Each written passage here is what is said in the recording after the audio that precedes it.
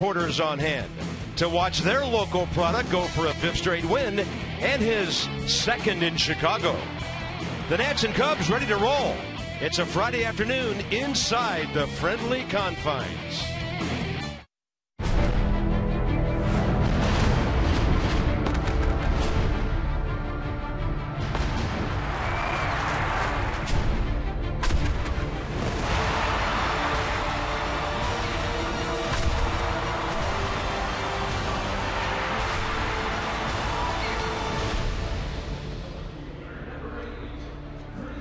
It's a day game after a night game, but you'll never hear anybody complain when it's at Wrigley Field. Fantastic day on the north side of Chicago. Out there, Waveland, Sheffield, Clark, and Addison. Some Nats fans in the house. And it's game two after a bit of a frustrating loss. Nats in a position to do some good things last night. Bob and FP, and simply stated right now, there is no way Tanner Roark is the number 5 starter in this rotation. No, I mean, he's meant so much to this ball club. Remember back in spring training when it was between him and Taylor Jordan for the 5th spot? Well, Tanner Roark has become the talk of the National League with what he's done so far this season. Wilmington, Illinois, just 67 miles southwest of Wrigley Field. He's got a big contingent here tonight.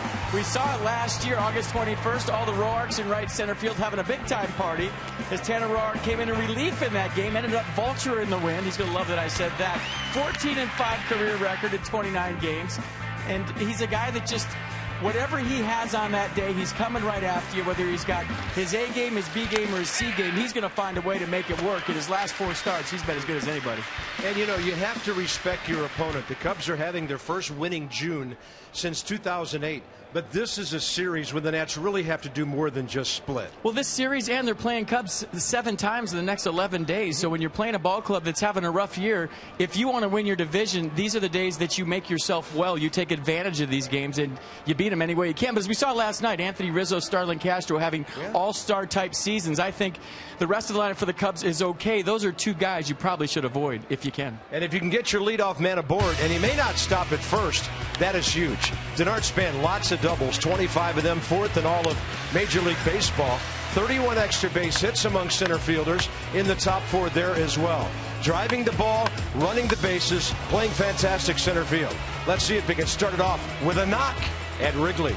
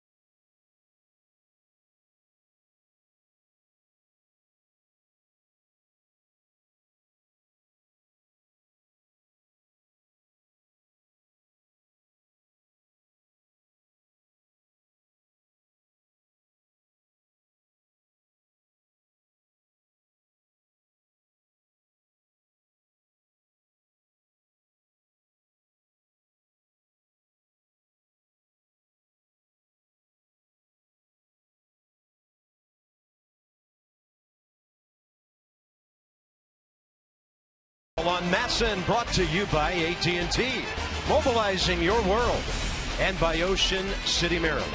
Put your vacation days to good use in Ocean City, Maryland. Book now at OCOcean.com. ATCHN.com. Glorious day in Chicago. The kind of day that Wrigley Field was built for. And on the day of its, at the year of its 100th birthday, fantastic Friday afternoon. This is only the game in baseball once Tampa Bay and Baltimore wrap up, and they're in the 8th inning right now at the yards. Visit trainsearch.com to find your local train comfort specialist dealer. It's hard to stop a train, really hard. So the humidity down from last night when we had all the fog. Temperature up, that's the good news. It'll be 82 at game time today. Nationals playing their 79th game of the year. Ryan Zimmerman against a guy who's been very tough on the Nats. 9 for 25, a homer, 4 RBIs with 2 doubles, and they need every bit of that because Jason Hamill has been so tough on the Nats over the years. 6-0 in 8 starts. Yeah, the big right-hander, 6'6", 225, throws downhill all the way, 92-mile-an-hour fastball. He'll 2-seam it and 4-seam it. Nasty slider that goes straight down the mid-80s. And a curveball at 76 and a changeup at 86. But for the first time in a long time, Jason Hamill is healthy. He's had shoulder problems throughout his career, but he is having some kind of season for the Cubs. You see the ERA at 2.99. And opponents hitting 222 against the Cubs' big, tall right-hander. So the defense for the Cubs behind Hamill today. Coughlin, Ruggiano, Sweeney the outfield. Castro, Valbuena left side. Barney, Rizzo right side. And John Baker behind the dish. Justin Ruggiano, a couple of hits. 2-run double in the 7th inning that put away that ball game for Chicago last night. And it's a day when you'll see the guys checking their glasses, checking the sun. Right now, the sun at this time of the day comes right over from home plate, almost straight down into the eyes of the center fielder. Mike Estabrook has the plate. The crew chief, Jerry Lane, is over at first base. Hunter Wendelstedt second and Mike DeMuro at third. The Nats on the road this year are hitting .231 and 188 over their last 10 games. Well, today's a good day for hitting. The wind's kind of blowing out to left field. These are usually the days at Wrigley Field when you score a lot of runs. The only problem is the guy in the mound for the Cubs is good. Righty's hitting just .212 against Hamill, and lefty's .237. Underway with a strike. A little bit late at 4:07 Eastern time.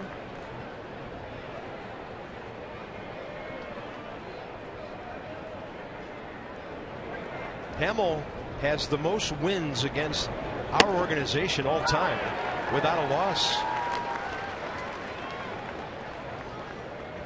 So against the Nats and going back to the Montreal days, 8 starts, 6-0 with a 3.15 ERA. Actually, that would be all Nats because his first year in the big leagues was 06. Span batting .268, and he's had trouble with this pitcher, 1 for 10. Took the breaking ball. 15 extra base hits this month for Denard Span. That is a single month career high for him, and it's too short of the franchise record set by Michael Morse. He had 17 extra base hits in the month of June in 2011. Leads the ball club in doubles. He's 3rd in the National League in 2-baggers.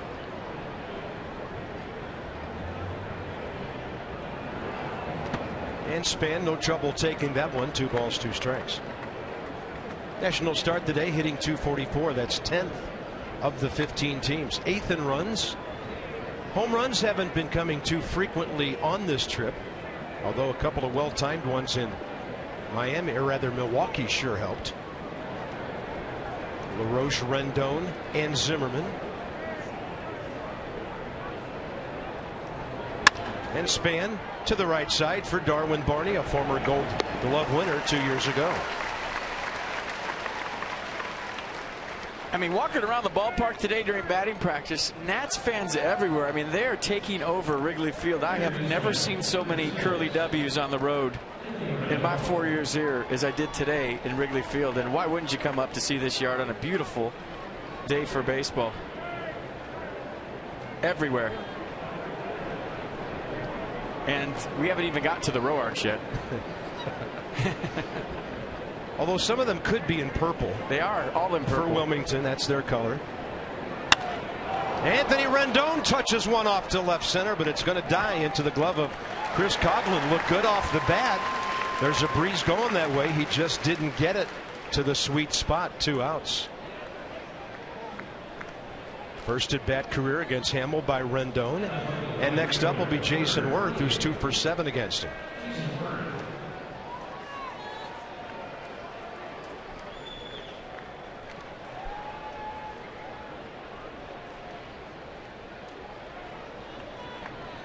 Base hit first time last night. A walk his 3rd time. 1 for 3.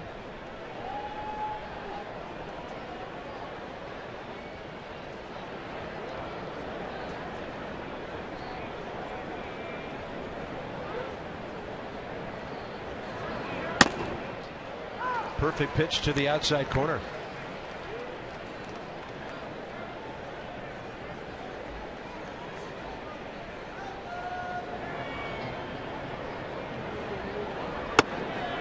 Then he tries to go inside and misses under the hands of Jason Worth. 1-1. Nats start the day 4 games over, 500. A game up on Atlanta.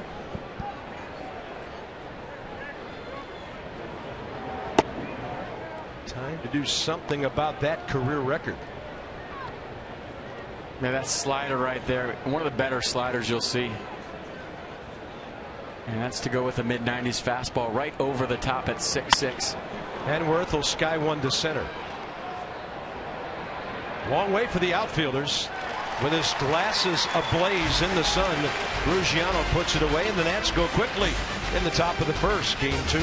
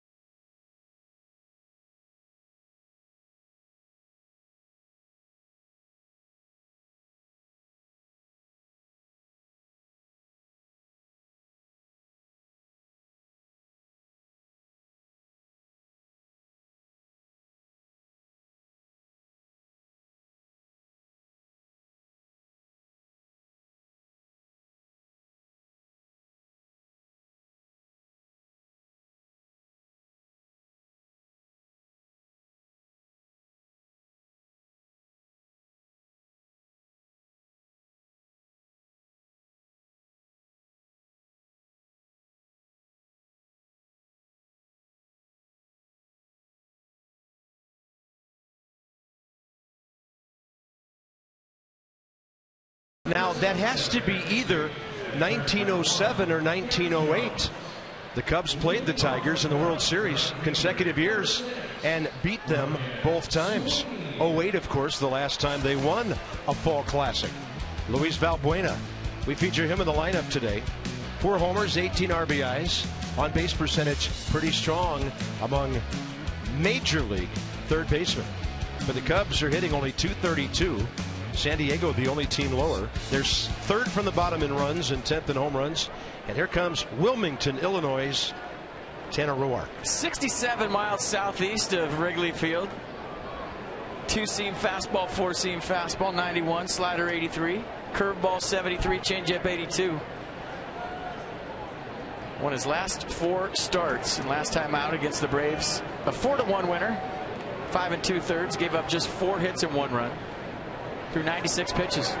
7 Cubs have faced him, 4 in the lineup today. Ryan Sweeney not one of them. He steps in at a .191, went 0 for 4 last night. And Roark comes out throwing strikes, and Desmond just a few steps back to grab that little flare. Set the defense for the Nats today. Game 2 of the 4-game set. Doubleheader tomorrow. Zimmerman, Span-Worthy outfield. Desmond Rendon left side. Espinoza, LaRoche right side. And Wilson Ramos behind the dish. Carp, I saw something today in the Cubs lineup that I don't know this late in the season that I've ever seen when I've written out my lineup card. 6, 7, 8, and 9 for the Cubs. 193, 160, 204, and 103. Those are the averages that Tanner Roark is going to face as he gets to the bottom of the Cubs order. Yeah, and then as I mentioned, Ryan Sweeney making it out a moment ago. He's at 190 now. So not to say you should be overmatching a bunch of major league hitters, but it is a day when you should be able to keep your ball club in the ball game by keeping these guys at bay and letting your guys swing away in this breeze. You got to respect anybody in the major leagues who has a bat in their hands. And here's Ruggiano at 240. Fastball low and in. Now he's 0 for 4 career against Tanner. Has seen him as a Marlin. Most at bats against Roark of any Cub.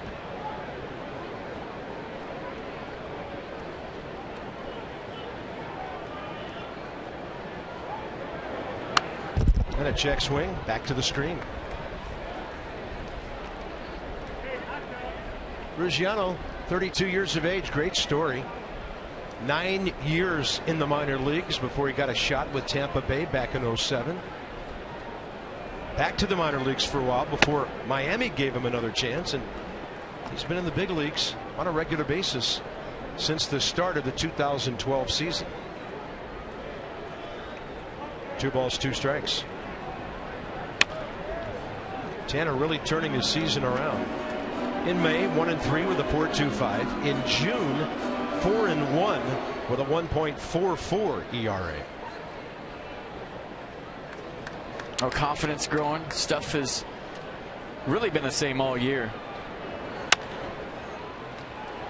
And Danny Espinosa waits an extra hop for that one before throwing out Ruggiano. 2 outs. Let's go back to last year, August 21st. Tanner Roark. Check out the mullet right here. First of all, a little mullet, please. And everybody from Wilmington, Illinois, in the right center field bleachers, and they were having a good time. If you watched the game that day, we showed them a lot. And Tanner Roark came in and did a good job. Gave up a couple of runs, but he ended up getting the win. He was a little overamped, we thought, because of those guys in right center field who were, I guess, overamped is the right way to put it. But they're out there again today. Same place, same seats. Why not? He won the game, and they're sitting in right center field right above the 368 side, right where they were in August of last year. W for Wilmington, W for Washington. And a big R in front of him right now. That's Mr. Rizzo. Anthony had a good night here last night. The guy swinging the bat great. Best way to neutralize that, good off speed. That was perfect. Rizzo, 3 hits in a row last night before flying out. 2 singles, a double. He's hitting .344 at Wrigley Field. And has an almost LaRoche-like on-base percentage of .403. Well, he's their all-star. There's no doubt about it. His 14 homers since April 30th are the most in the National League. Oh, great pitch. Rizzo acting like it was way inside. Yeah, I think it was a good call. Got the corner. Let's check out the run back fastball from Roark. That's my key for him every time I watch him pitch. If he's running that fastball back in off of lefties, he's going to be tough. Rizzo's going to drop one into left center. The guy's hot. He'll be batting up around 294 with that base hit. Well, I think you have an idea right here with this swing why he's hitting close to 300. 2-strike adjustments. You know, he chokes up on the bat, takes a lot out of his swing, and uses the whole field. If he gets ahead in the count, that's when he tries to turn and burn and go deep. But late in the count, he's getting his hits. Yeah, there was no stride by the number 3 hitter on that swing. Here's Starlin Castro having his best year. You stop these 2 guys, Rizzo and Castro, you beat the Cubs. Last night, the Nats didn't do it. They had 4 hits between them, drove in a couple, scored a couple, and Roark ahead of their potential perennial all-star shortstop. Did his head just really disappear into his jersey there a moment ago? He was going headless horseman at that right there.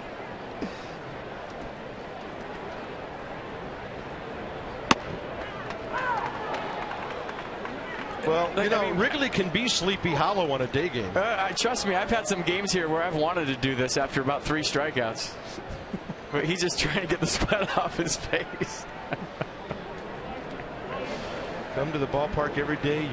You'll always see something you've never seen before. Yeah, I guarantee you see that on all highlights tonight. 0-2 for Mohawk. Careful with that pitch. Yeah, that was a slider hanging up. Well, there's 35 extra base hits. Castro's, that is the most for all major league shortstops. He is having a hard time drying out today.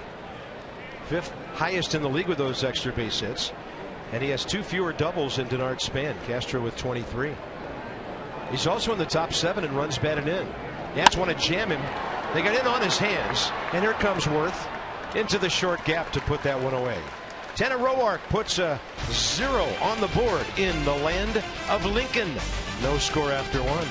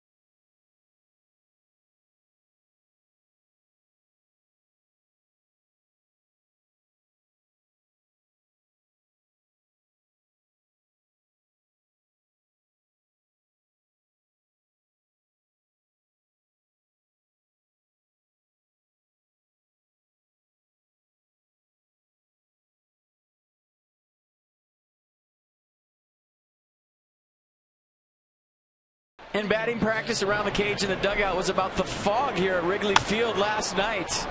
And it definitely had a role in the game. And it was weird the way it was really thick when the Cubs were hitting, and then when the Nats were up, the fog would go away, and you wondered if the ghosts of Wrigley Field were here. Went up to Denard Span today. I said, yep, your defensive skills are deteriorating. 2 years ago, you would have seen right through the fog and made that play. Nothing but blue skies today. A couple of clouds here and there, but it's gorgeous. There's Adam LaRoche.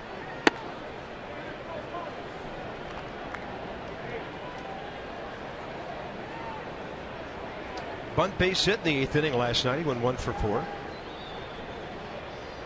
And that's a breaking ball way inside, ball 2. A lot of people around here said they hadn't seen that in a long time. The fog that thick during a night game this late in the season.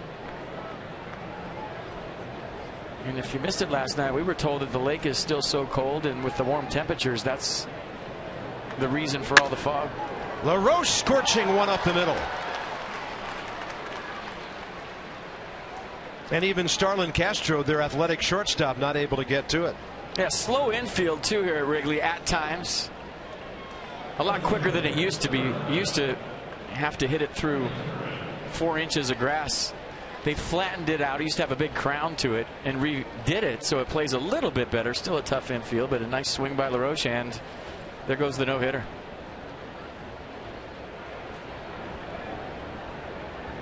Here's Ryan Zimmerman.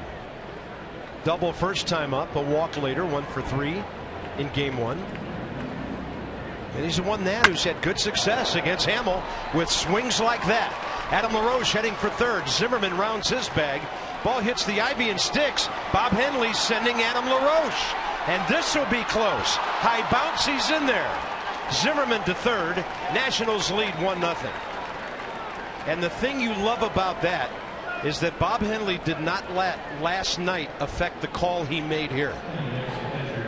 Well, that was a very bold call by Bob Henley. I'm not going to lie, with nobody out, and after what happened last night, I thought Adam LaRoche was going to be out by about 3 steps right here. Bob Henley said, I don't care, I'll be aggressive down there. So here's the run till they tag you offense. Ryan Zimmerman doing a nice job of hitting a bullet down the corner. I think the reason he sent him is because the ball stuck to the ivy. Coughlin had to go way down and get it. And even with the strong arm throw of Starlin Castro, LaRoche beats it. And somebody's got to move that bat. I've seen guys get hurt slide into baseball bats like that. Usually the catcher will kick it away or an umpire will kick it away. But did you see that bat right in the way of Adam LaRoche? Can really get hurt like that. Nice hustle by the Nats first baseman. That's Ryan Zimmerman's 5th career RBI on his 10th hit against Jason Hamill.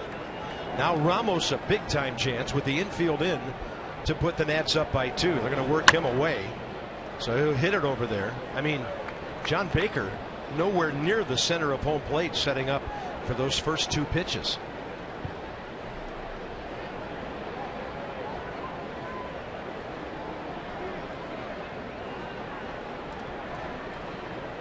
It's Ryan Zimmerman's 13th RBI since coming back.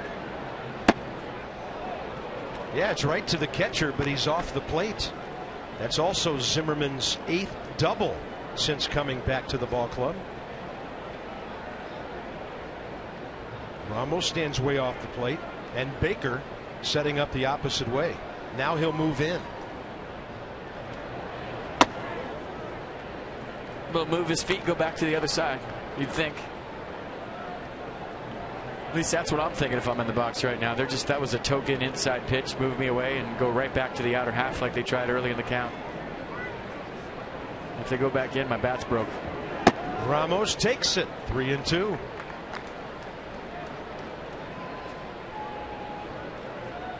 Great return last night with 2 singles and a walk, a run scored. Swing the outfield around to him just a bit, indicating how they're pitching it. Baker again way out there. And Ramos a foul tip. He stays alive. Looked like Hamill missed his spot there. That ball was kind of starting on the inner edge.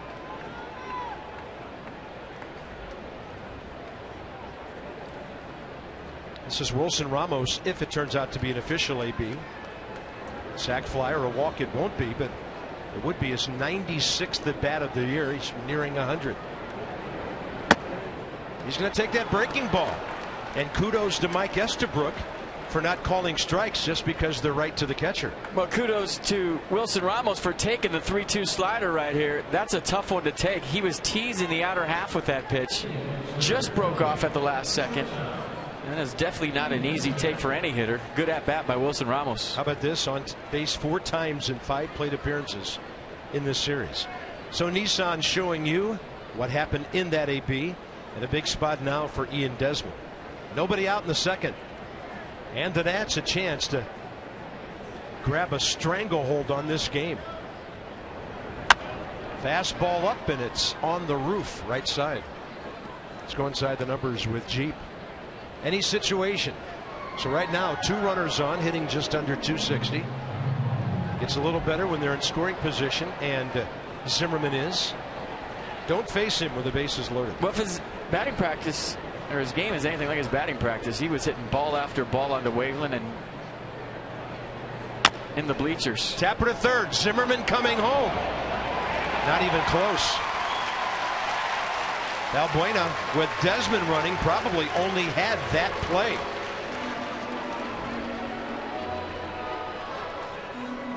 Yeah, you go contact to stay out of the double play with nobody out, but I think based on the chopper and the speed of the ball, that did the Cubs a favor right there.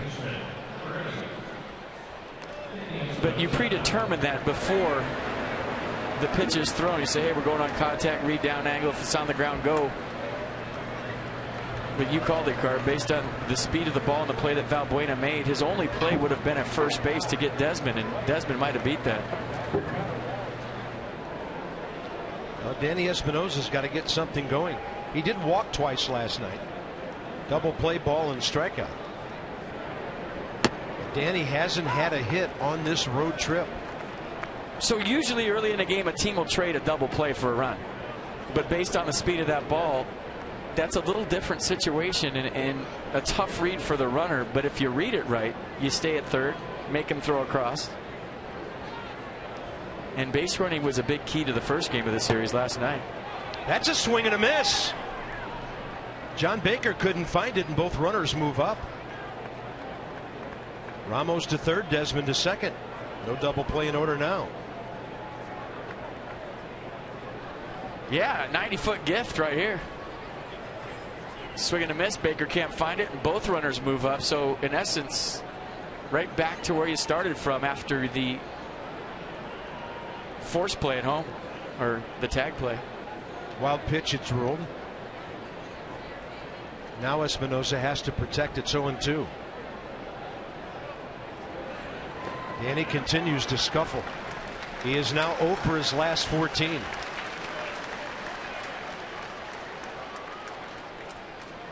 It'll be up to a pretty good hitting pitcher, Tanner Roark, with 2 outs here in the second.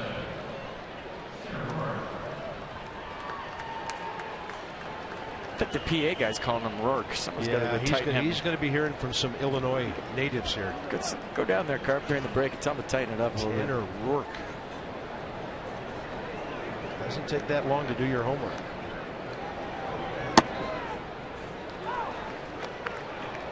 Tanner, 4 hits this year. 1 big league RBI. 8 for 38 career.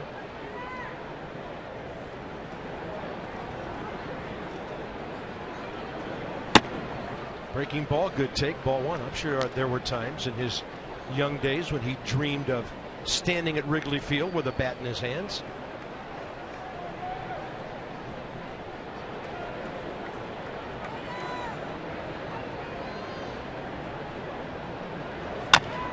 And that tapper will make this a 1-run inning for the Nats, when it could have been more. Adam LaRoche rifled a single to start the inning.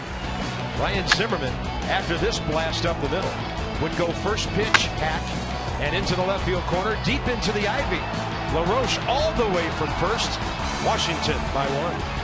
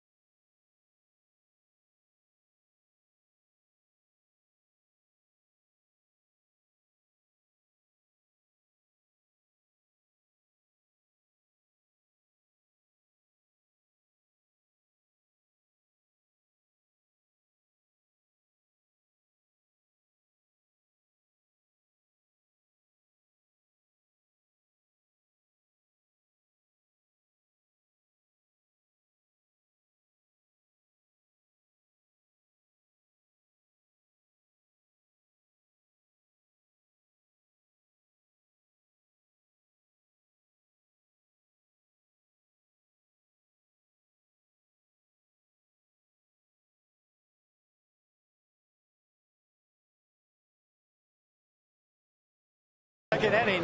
This is a good one, folks. First 25,000 fans get a helmetless Bryce Harper bobblehead doll. It's presented by PNC Bank.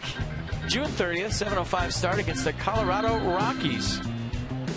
You can get that at all gates while supplies last, and that's going to be a good one to get. 25,000 of them, and it's a short time before Tanner Roark has a bobblehead, I would imagine, and Masson Dan has a little more on Tanner Roark.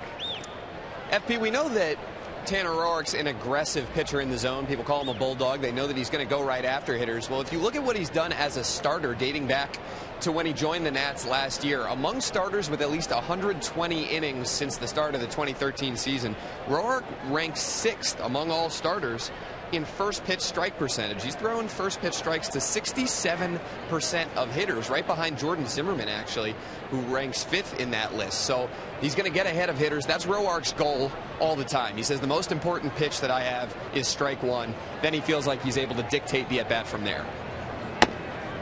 Well, that's good stuff. I thought the 306 right-handed hitters he's faced in his career and given up 1 home run was an incredible stat. And it was to Giancarlo Superman Stanton.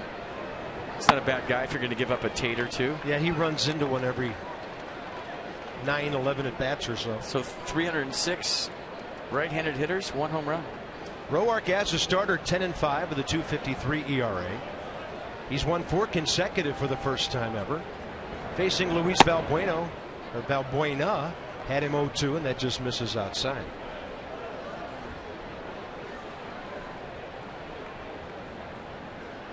So the Nats have a lead. And that's in this series for the first time. Equalized once last night, never were able to get ahead.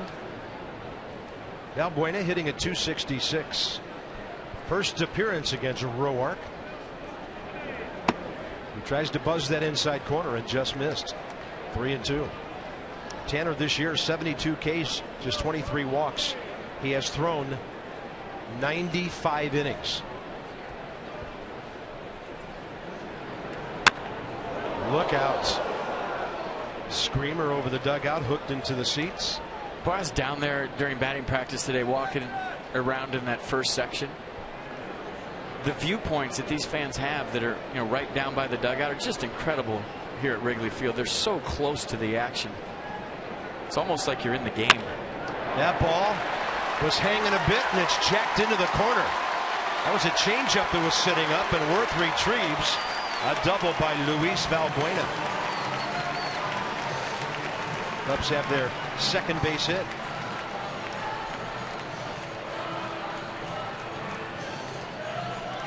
A good swing right here by Valbuena. And it looked like a slider that didn't do a whole lot. Little bat flip on that double. After a double. I think guys are bat flipping on base hit bunts nowadays, so what's the difference? Martin Maldonado bat flipped on a bases loaded walk in Milwaukee the other night. Bat flips on walks. I mean, kidding me? Go watch a Little League game now. Kids are bat flipping. Here's Chris Coghlan. This is the part of the lineup FP referenced that's struggling. Coghlan 0 for his last 11, batting a .193. John Baker, the veteran catcher, next at 160. Darwin Barney at 204, and then the pitcher 3 for 29. Well, I noticed in the first inning, Tanner's up with his fastball today so far. And the games where he's been super successful, his gems, if you will, this year, he's been down in the zone right out of the gate. I mean, you could tell from the second pitch of the game what kind of day he's going to have. Yeah, and this is not a day at Wrigley when you want to be up. That's a perfect example right there. 93, good velocity on the fastball, but it was a bell tie sitting up there off the plate away. And he's trying to pull the baseball with the leadoff double, and he couldn't do it on that pitch. Mercedes-Benz on the pitch track. Cubs have scored 294 runs this year, third lowest total in the National League, ahead of Atlanta, believe it or not, and San Diego. That pitch is up. Well, he gets a little rotational at times. It's the only time Tanner Roark gets in trouble. What I mean by that is he kind of finishes, flies open, gets the upper half of his body, I guess, horizontal, and rotates toward the first base dugout, where he needs to be more linear, and what that means is stay on line toward the catcher and keep his front shoulder closed longer and get that downhill on the sinker. I don't know if I said it right, but I sure demonstrated it to you very well next time. Well, we still have one of our monitors operating here. That's good. But never let the equipment get in the way of a good demo. Yes. Breeze seems to be getting a little more stiff as the afternoon goes on out toward that left field corner. 1 ball and 2 strikes. Roark, a long look into Ramos for this pitch. And Coghlan, a good contact guy. He used to lead off for Miami, former Rookie of the Year. A lot of leg injury problems the last couple of years, but a guy who knows how to work the count a bit.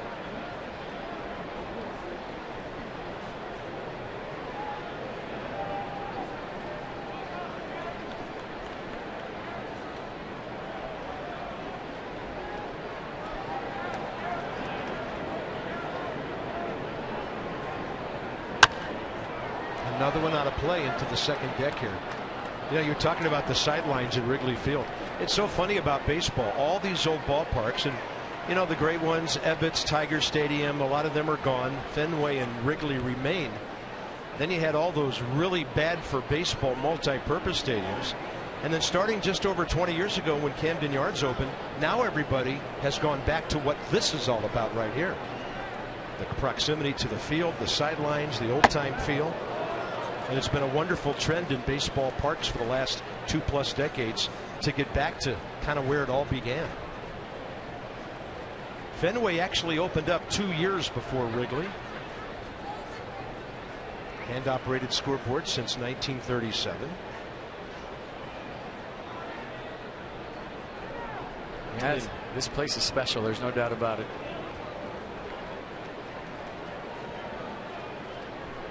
I was tempted to reread George Will's book about Wrigley before we got here, but I just kind of wanted to soak it in after reading George's new book about 2 months ago when it came out. That one gets Ramos.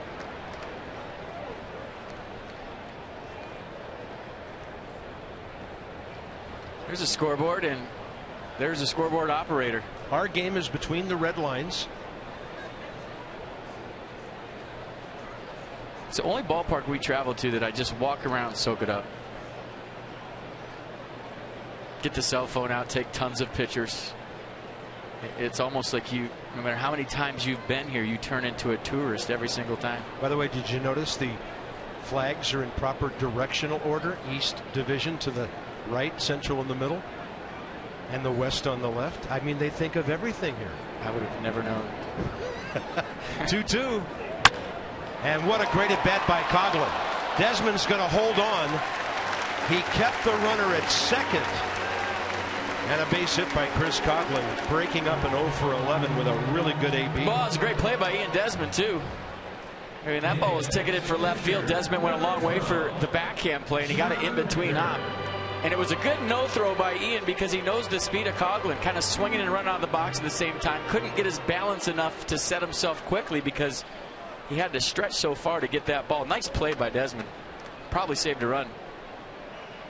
Here's John Baker, the catcher. 15 for 94 this year. And Baker locked up on that. And give Luis Valbuena credit right there for not giving Ian Desmond an easy out or an easy choice to throw that to third base. That's a really good read by the Cubs third baseman on second right now, not to advance on that ground ball. Up the middle, and the part of the Cubs lineup that has bad batting averages gives Tanner Roark a second inning problem here. John Baker batting $160 puts the Cubs back even.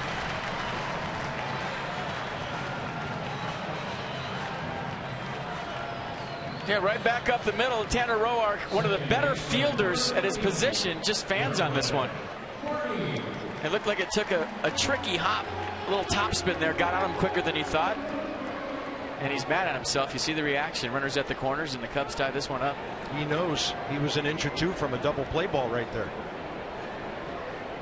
Yeah, runner on third, 2 outs, or first and third, nobody out.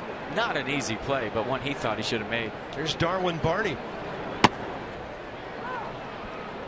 And Barney squared around just a bit. Slid the hand way up the bat. Pitcher on deck. And now the Cubs a great chance with 3 hits in a row to take the lead.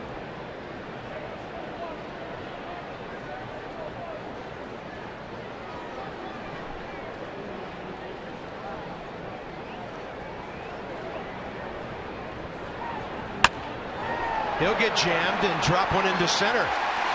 And it is 2-1 Chicago.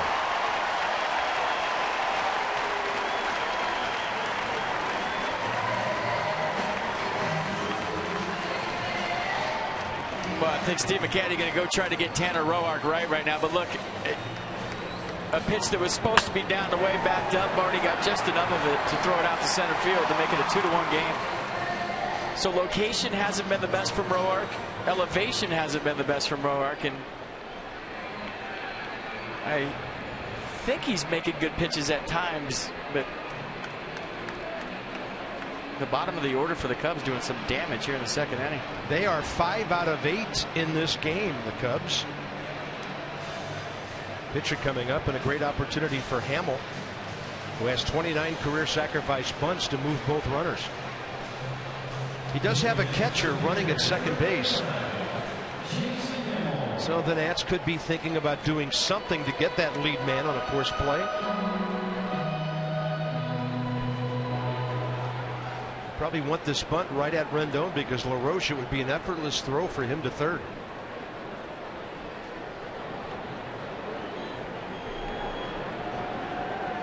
We also got a good fielding pitcher that gets off the mound quick. He tried to pull the bunt.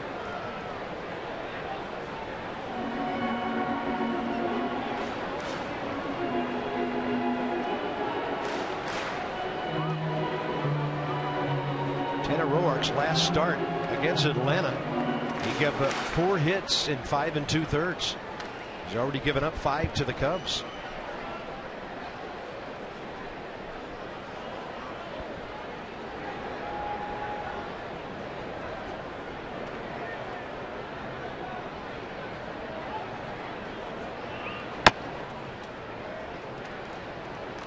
Ramos didn't have much of a window for a throw to second there.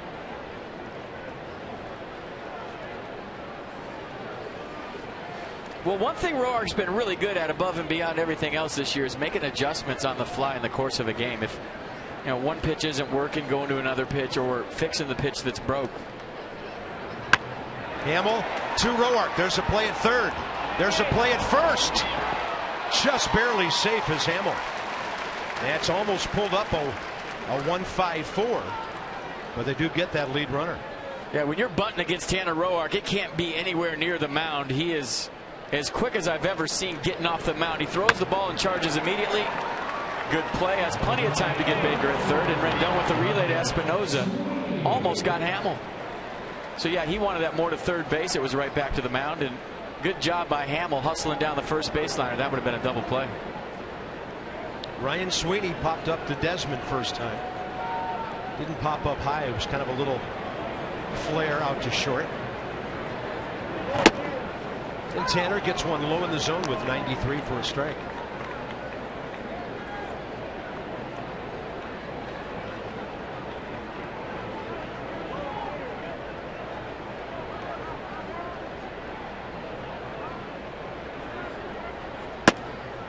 Bangs the fastball in there. Well, Matt Williams and the Nationals knew this 4 games wasn't going to be a picnic based on 4 games in 3 days and what the Cubs have done lately. 20-17 in their last 37, 11-6 in their last 17 home games since May 17th. So they're playing better baseball, and the Nationals are very aware of that.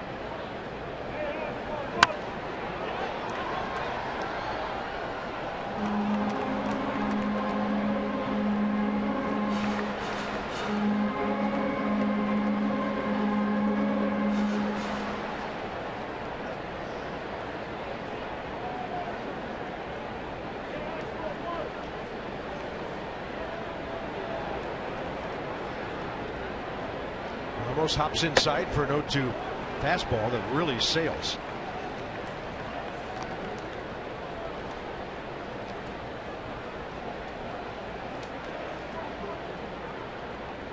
Just trying to climb the ladder here, but his balance and his mechanics are all off. Did you see how he finished right there? Almost like he caught a cleat.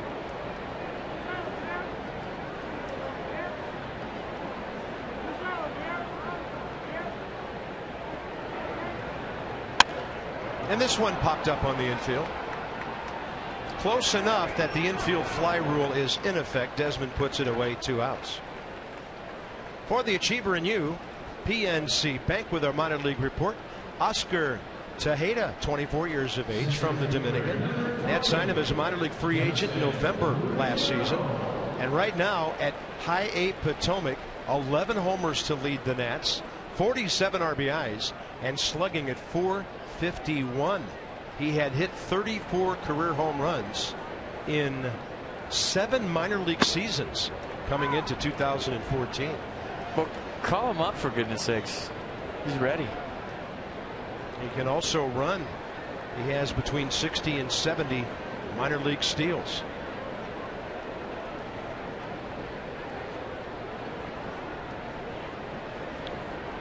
And a strike to Justin Ruggiano. High heat, can't reach it. 94. I remember 2 starts ago for Roark in the 17th against the Astros. Didn't have his A stuff. Didn't have his A command, better said. The fastball was elevated. He wasn't getting the run back he wanted with the sinker to lefties. So what did he do? He made adjustments during the game, and he went to his curveball. You remember that bases loaded, nobody out jam in the 4th inning where he just gave up 1 run? It was because of his curveball and the adjustments he made on the fly. He's going to have to do the same here today.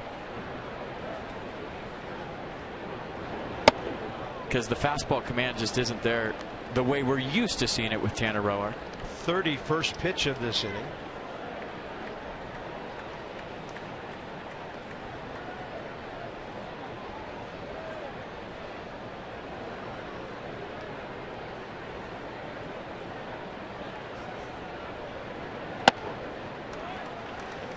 Yeah, he's just spinning out of there, flying open, and does not have his release point mechanics or not there right now. He's going to take a little walk around the mound, try to regroup.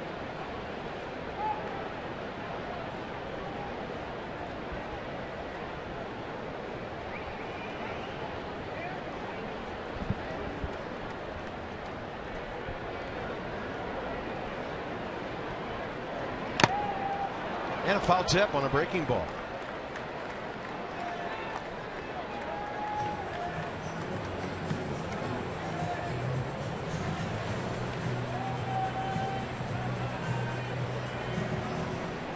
"17 pitches, first inning, 33 here.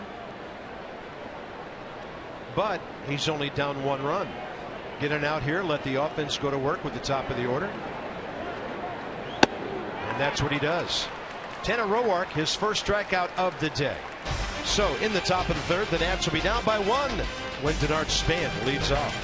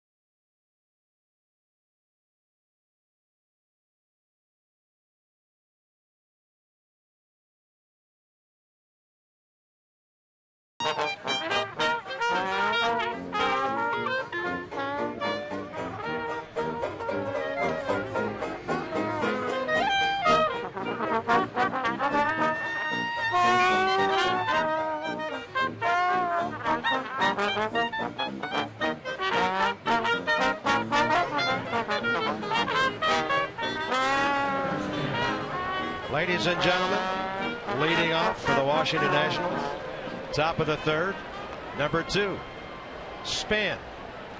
Denard Span. I like it. Honda do-ups for the Nats and what they've done in the sunshine in their careers.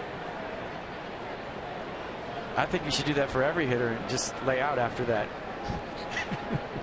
That was good. You would like that. No, I mean like the old days. Get a megaphone. I'll get a bat and do the crack up here when they make contact. You're going to go Arch McDonald on us? Great Washington announcer of days gone by who used to recreate games in the studio. Denard bounced out to second base first time up.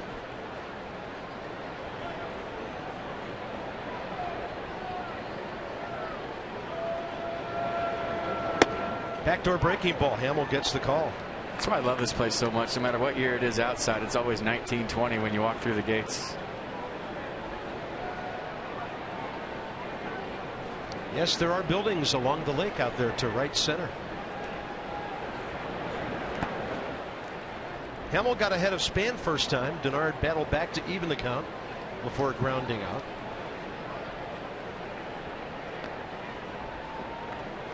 He had 2 doubles, a couple of RBIs last night.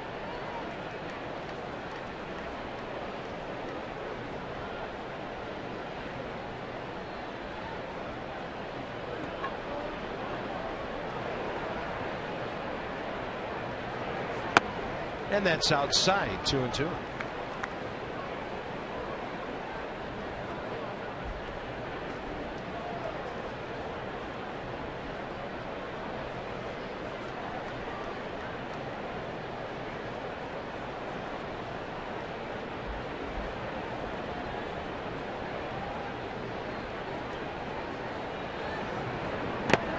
And now he's worked it full. Hamill first 2 innings, 29 pitches, 18 strikes to 9 batters. So he's a guy who makes things happen quickly. Pretty safe to say that 2-1 is not going to be the final of this game based on the day here at Wrigley Field. And I mean, it's just a great day to hit.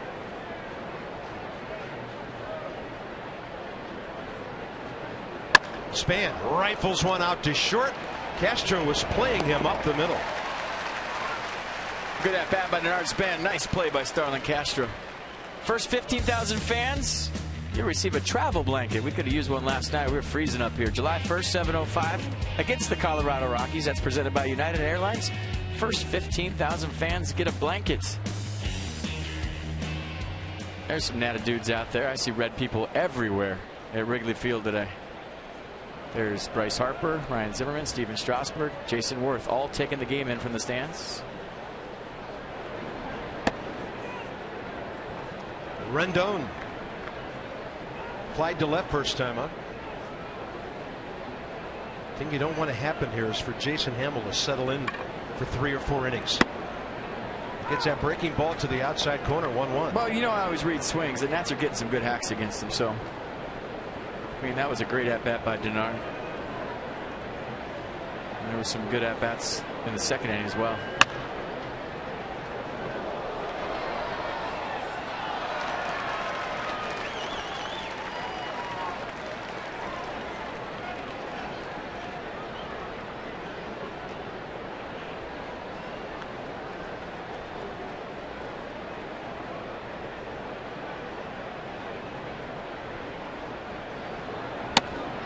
And the count's even, 2-2.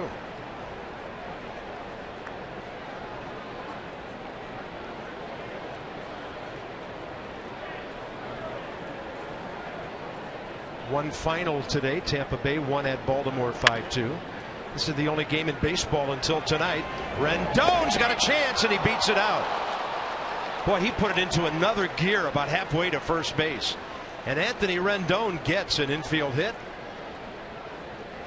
And the Nats have their 3rd of the day. Yeah, I don't think Starlin Castro going to play this any other way. Chopper to shortstop. Maybe if he goes backhand, throws it quickly right there, but he got around it in that last little shuffle before he threw it right there to set his feet, allowed Rendon to beat it. If you just go straight backhand right there, you might be able to get rid of it quick, and Castro has a way above average arm. And Hamill can't believe it. That's an infield single. Puts him on the stretch for Jason Worth. Rendon, I don't know how long you can say sneaky fast before the league realizes that he can run. Yeah. Well, he has a number of infield hits, and he's 6 for 6 as a base stealer. This is an odd ballpark in that you have a better chance to drive in a run from first if you hit it down the lines rather than to the gaps, because down the lines it's deeper than any park in baseball, and then out in the gaps only 368. And we saw on the left field side today Ryan Zimmerman pulling that ball deep, and LaRoche able to score from first.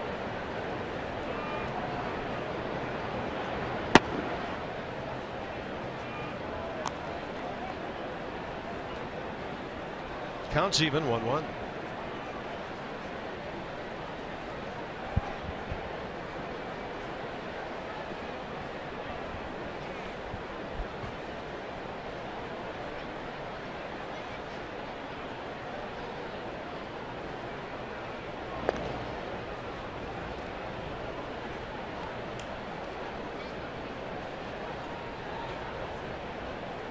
Hamill career 55 and 64. 174th start. Broke in with Tampa Bay in 06, Colorado 09 through 2011, then Baltimore the last 2 years. And the Cubs signed him as a major league free agent February 13th. He had right forearm tenderness last year and had to have a couple of rehab assignments. So it's 4 o'clock here in the Windy City, which is breezy today, blowing out to left. 2-1 Cubs, tying runs on base. And now Hamill, who keeps getting ahead but having a hard time putting away hitters, back even with that high heater. Well, this is the way we saw teams pitch the lineup on the West Coast trip when Ramos was healthy. You get ahead and then you try to make the perfect pitch. Next thing you know, it's 3-2.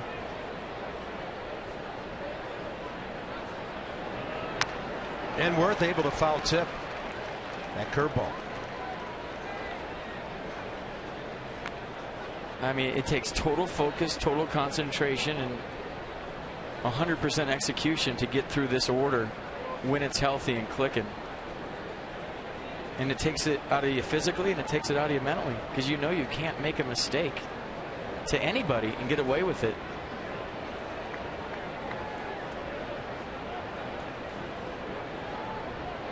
At least not on a consistent basis. With the runner moving, Worth goes to right center. That ball's got some carry on it, and fighting the sun to make the catch. Ryan Sweeney, and Rendon able to get back. Boy, he got big time deked by Castro right there. Anthony Rendon got a bad jump, stalled, slid into second. Castro deked him like it was a double play. Rendon had no idea where the ball was, and he got lost. And it was almost another base running mistake by the Nats. Pretty good swing by Worth. He had the bat flip. He thought he got it, but Rendon actually slid into second, popped up, crossed the bag, 3 steps toward third, had to retouch second base, and just got all the way back to first.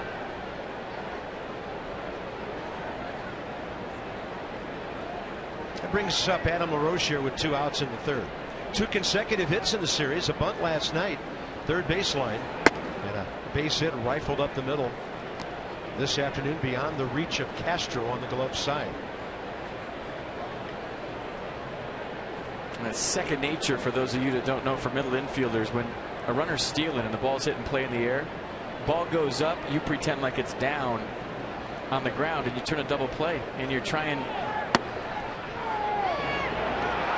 to deke the runner. Yeah, and that ball's waiting for Rendon. John Baker, who had caught 2 out of 31 base runners, guns down Rendon.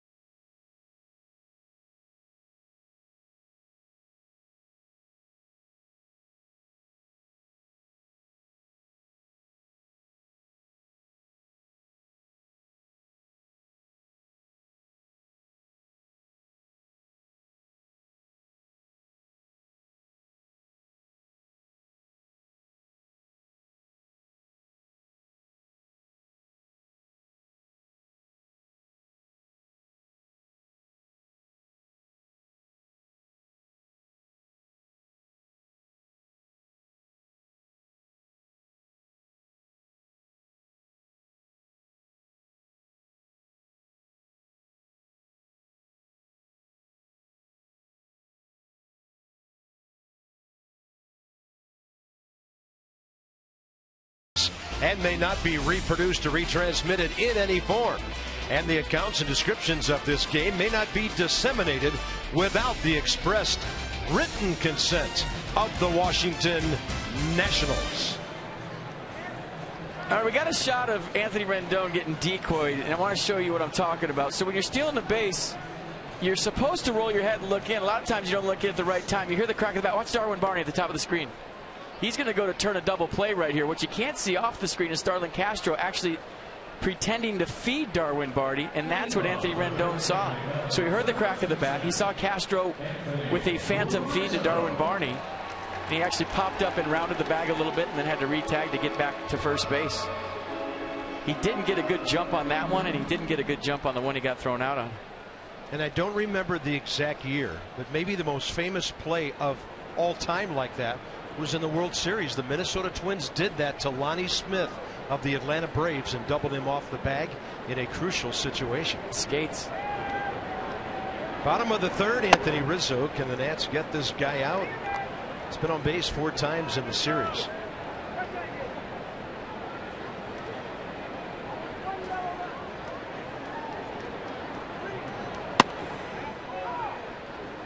Inside the numbers with Jeep on Anthony Rizzo. Left-handed batter, on base percentage plus slugging. Over 900. Danny Espinosa from right field. That's how you get him out. Have him hit it into the shift. Tanner Roark now, 4 batters in a row. When the Nats win, everyone wins. It's a good day for it, too. All season long, when the Nats win and score 7 or more runs, you get 50% off regular menu prices at papajohns.com by entering promo code NATS50. Better ingredients, better pizza. Papa John's, official pizza of the Nats. Gorgeous day at Wrigley. 82 degrees, clear skies at game time. Starlin Castro. Fly ball to Worth first time.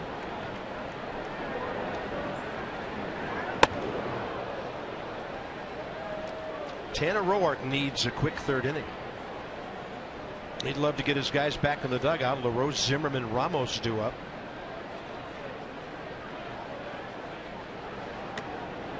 And he gets the call on the curve.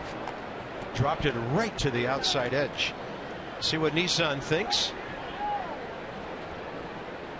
And just nibbling the outside corner. The slider that he threw last inning was the best pitch all day. That ball's got a chance to stay in. Worth kind of skating along the brick wall. They did put some padding along that wall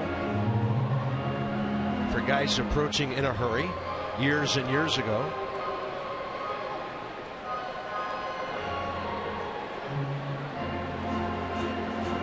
A little dramatic there at the end, I feel like. You expecting him to go Moises Alou on that play? No, it's just a little dramatic at the end. And I'll tell him that tomorrow or after the game. 1-2.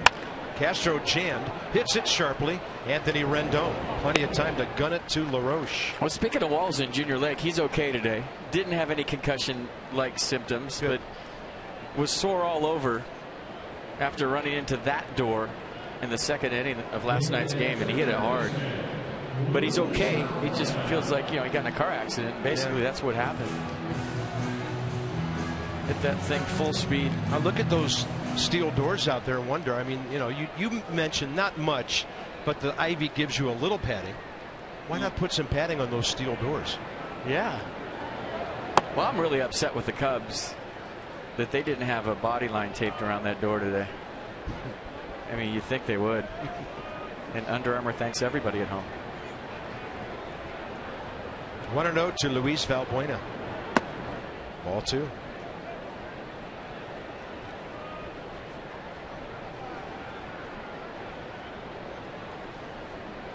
Cubs have a couple of years worth of renovations that they want to do here. Ricketts' family's been very vocal, very adamant about that, but they're in a big time tussle with the owner of the Rooftops over a video board they want to put in here that would cut off some of the views, some advertising signage they want to put in here that would cut off some of the views.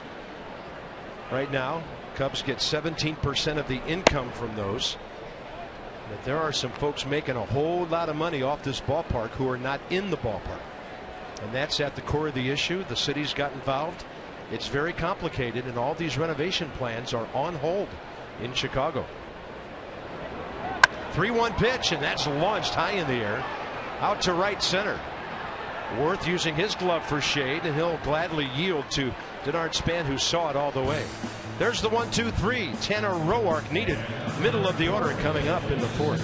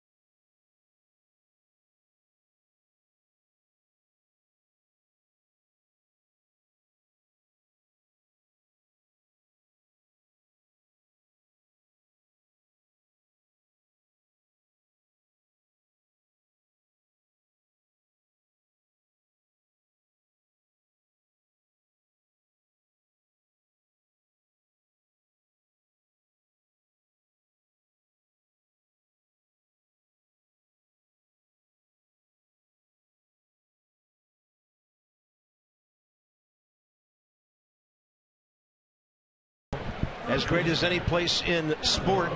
And we've got some history to talk to you about. A moment brought to you by University of Maryland, University College. And it was 3 years ago on this day in June when the Nats went to Anaheim and Davey Johnson was introduced as the new manager. Ironically, we'd just come from Chicago, U.S. Cellular Field down on the south side, where John McLaren led the team to 2 out of 3 against the Sox after the resignation of Jim Riggleman. Stands out for me on that is the press conference he had that day in Anaheim at the ballpark. And it was all the Los Angeles media that he so despised when he was manager of the Los Angeles Dodgers. So all the same old faces sitting there, and half of the questions were about him managing the Dodgers, and he was very, very accommodating, because I don't know that I would have been. And I think one time in the press conference he finally said, "Hey guys, I'm the manager of the Nationals now. If you want to talk about that, we will." Yeah, that was pretty good. 2-0. Adam LaRoche checks one to right, and it'll be into the basket. That's a home run. Adam LaRoche, another career home run at Wrigley Field, his 10th of the year. RBI number 40, and the Nats tie it just like that.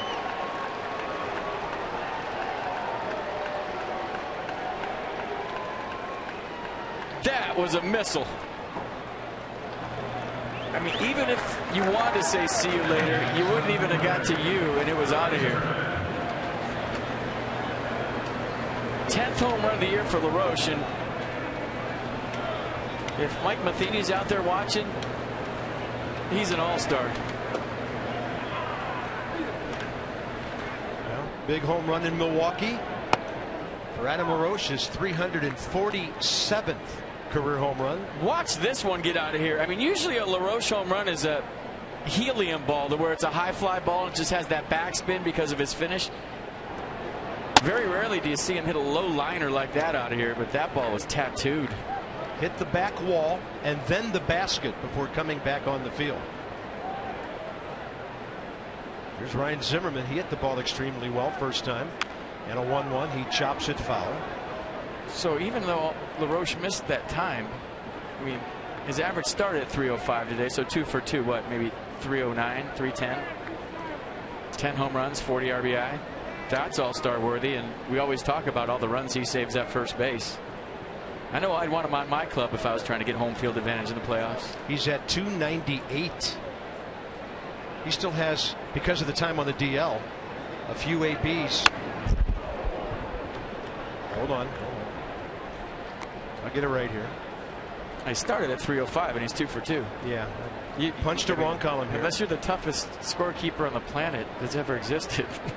It's got to be more than 298. It's got to be a calculator misfunction. I mean, he's at 312. Something I would do. Let's go. I'll tighten it up. Clean it up. And Zimmerman high in the air, right side. $250 more on that one. Yeah, DC Lexus dealers, they're donating $250 to the Children's National Medical Center for every Tater Nats player hits this season. Lexus, the pursuit of perfection. That's a mean-looking hombre right there. And Zimmerman hammers one to right center. Tailing right back to Ryan Sweeney. I'll tell you, Jason Hamill has given up some rockets in this game, hit right at people. 2-2 ball game, but you like the way the guys are swinging. Putting some good at-bats on him. Let's look at Tater one more time. Why not? Foot down early. Wow. Tremendous balance and knockdown 2-iron for home run number 10.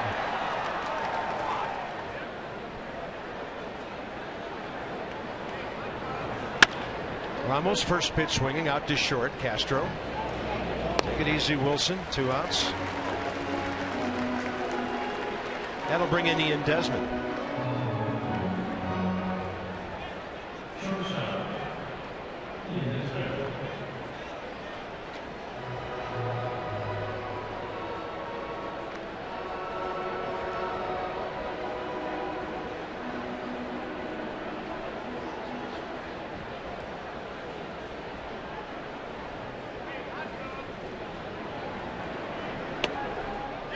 First pitch breaking ball. Boy, think about Minnesota too. If Adam gets selected to the All-Star team, he could go up, hunt, fish, camo out, camo paint his face for the game. I mean, he could hit home runs and kill stuff all during the All-Star break. It'd be perfect. A dream come true for him. 34 years old. He's never made an All-Star team, and yeah, it's time. If he doesn't make it this year, I'll be shocked.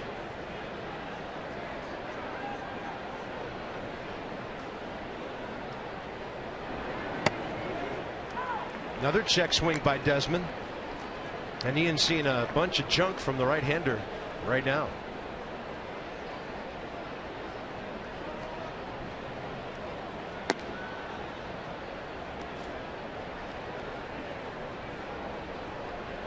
Danny Espinosa is 0 for his last 14.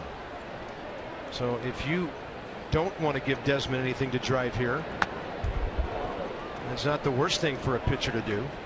But make quality pitches, take your chances, try to get him out. Danny's still looking for his first base hit on this trip, now in its 5th game.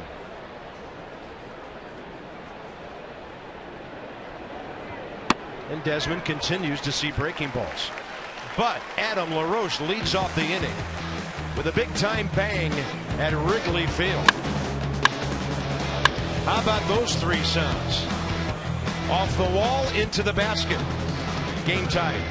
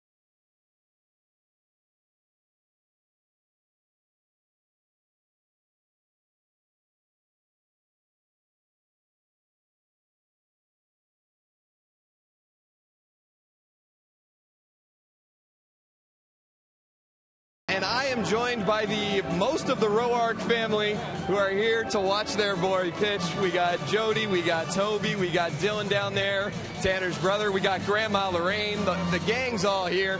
And guys, what's this like for you? I know you were here last year. You got to see him pitch in relief. What's it like for you to come here to Wrigley to see him start in his hometown park, really? Well, last year with him, doing a relief, it was a little iffy. But now, knowing that he's out there and this is his game to win or lose, it's just amazing. We're just having so much fun. Toby, what's it been like for you to see the rise that he's had the last year, coming up through the minor league ranks and now really establishing himself as a big-time major league pitcher? Well, he's worked really hard. He's busted his butt.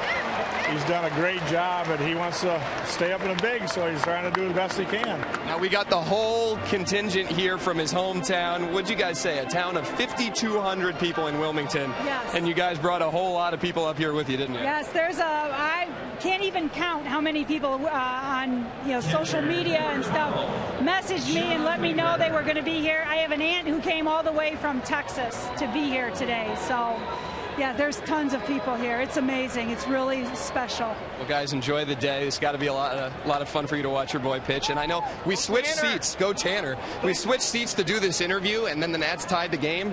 And Jody said, these are my lucky seats now. I'm not moving. So I think the Roark family will be staying in these seats for a little while, guys. Thank you. Thanks, guys. Thank you. Well done, Dan. Dan Coco, America's host for the Zimmermans, now the Roarks. Yeah, pretty soon Ryan Seacrest is going to be out of a job. That was great. Fantastic. And I don't know if it was on camera. I was looking through my binoculars, but that was one of Tanner's family members with a cold beverage in his right hand and a number 59 t-shirt on, and he said, "Go Tanner," into the microphone as he was walking by. Here's John Baker, who had that RBI hit up the middle off Roark's glove first time. Tanner misses 2-0 after the Chris Coughlin base hit. Well, he's looking for a shutdown inning. The bottom of the order gave him trouble first time around.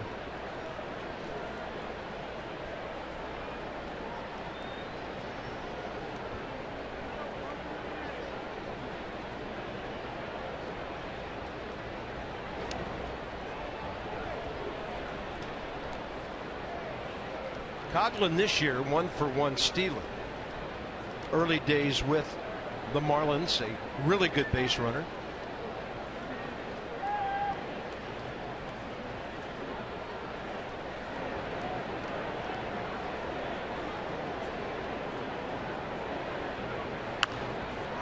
John Baker taking some healthy hacks today. Besides another former Miami player, they also have Emilio Bonifacio, the former Nat who played in Florida. Baker, .258 career hitter, 7th year in the big leagues, previous time with the Marlins and the Padres. 1 ball, 1 strike, and Roark throws over again. Guy walking into your picture there, a pretty good pinch hitter late in his career, Eric Hinsky, new to the Cubs coaching staff. A former Rookie of the Year. That's the Moose right there. Guy get hacked. Teammate of mine. Tanner Roark just hasn't looked comfy on this mound yet today. Really hasn't got into a groove, and there's been a few times where he's looked like he's caught a cleat or even slipped. I don't know if it's the other pitcher being 6'6" and him having a different landing area. Pitchers will tell you that, if you get a tall guy out there, he can mess it up for you, but he hasn't really felt comfortable on this Wrigley Field mound yet. Another base hit. Wow, this is crazy. This is 5 hits from the bottom of their order. Well, that's what I'm talking about. Check out Tanner Roark on the mound today. So a little slippage right here. Watch. And then he looks back at it and then smooths it out. And here's another pitch where he kind of loses his footing, and it's on the landing area. And he takes a look back down there, smooths it out. And I'll guarantee you it's the fact that Jason Hamill is 6'6". And looking at the mound, there are 2 landing areas. Hamill's is a little more straight on, a little further down the hill from Roark. Tanner's a little bit offset to the third base side. And that's low and away. So you saw some interesting things, some different kind of things on our Geico highlights. Right now, Coughlin, Baker, and Barney are 5 for 5 with 2 RBIs and a run scored. What is going on at the bottom of the Cubs order today?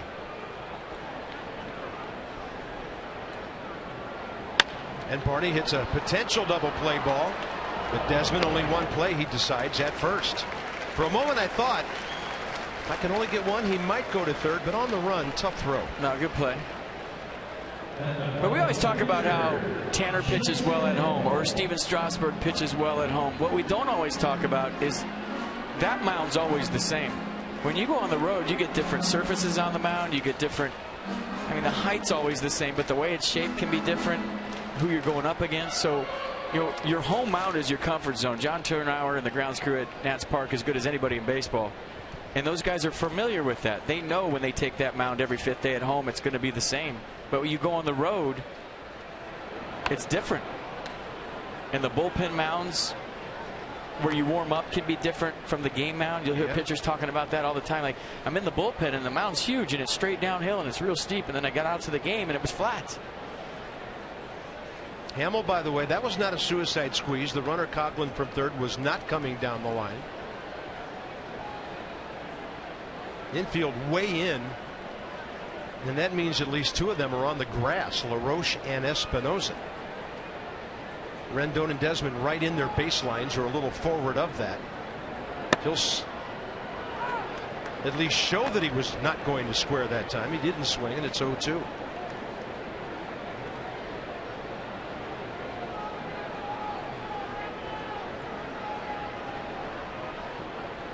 Two ball game, bottom of the 4th. It's been a grind for the Nats starter.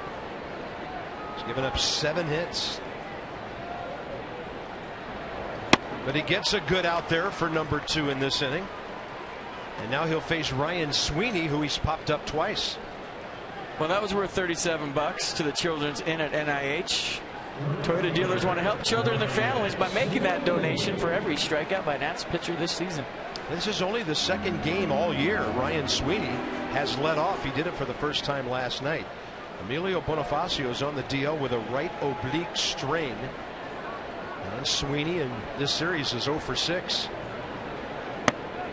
And Roark gets one in under his hands for a strike. I think Rick Renteria would have thought about bunting right there with his pitcher had Tanner Roark not made that sparkling play last time that Hamels was up.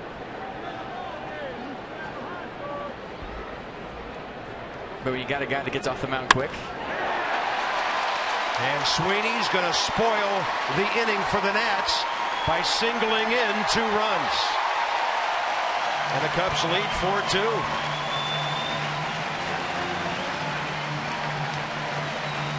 It's the light hitting Cubs at the bottom of the order.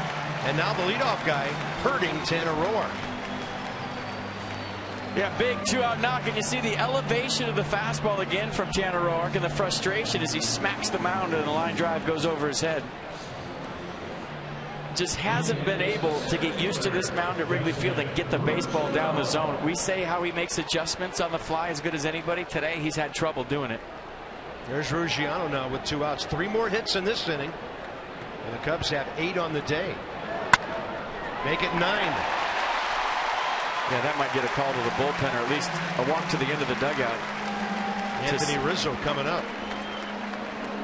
Here comes McCaddy.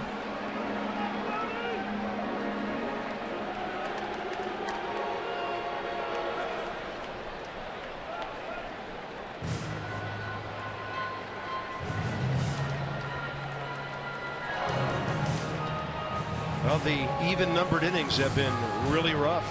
A base hit, nobody scored the first, a 1-2-3 in the third. But those other 2 innings, 8 hits.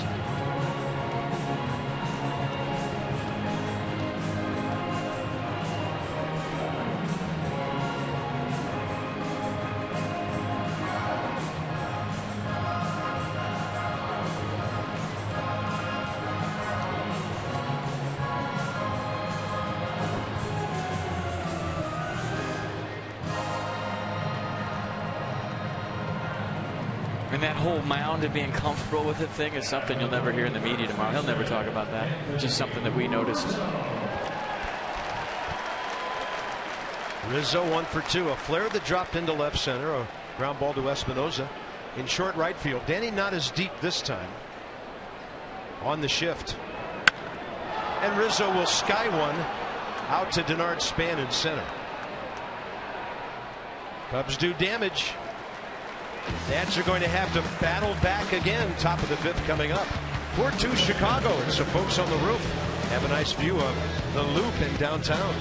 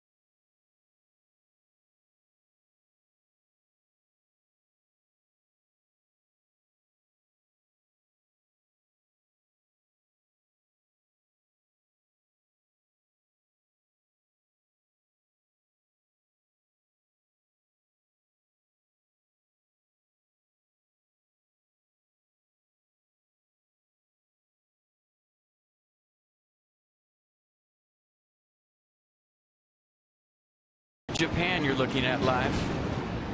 4-2 Cubs as we head to the top of the fifth inning and enjoy the first of 3 Freedom Fireworks nights on Wednesday, July 2nd, as the Nats play the Rockies at 6:05. Marine Corps Silent Drill Platoon will perform before the game. So 202-675 Nats, or visit nationals.com/fireworks. That's going to be a good show. They are fired up about it right now, too.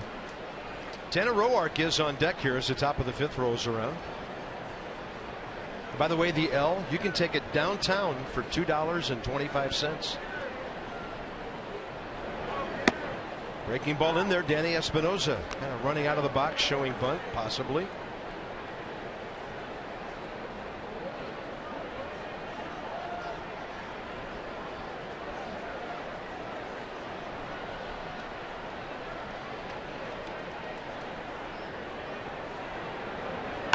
He's going to bunt this one. Straight back, 0-2. I like the base hit bunt with no strikes, but with 1 strike, if you don't get it down, now you're really up against it. Now, Danny, as good as anybody, 8 base hit bunts on the season. You bunt it foul with no strikes, you're all right. You bunt it foul with 1 strike, now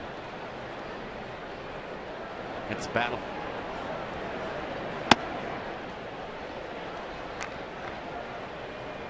Well, left-handed batting average was on the climb a week and a half or so ago, but now Danny back under 200 left-handed.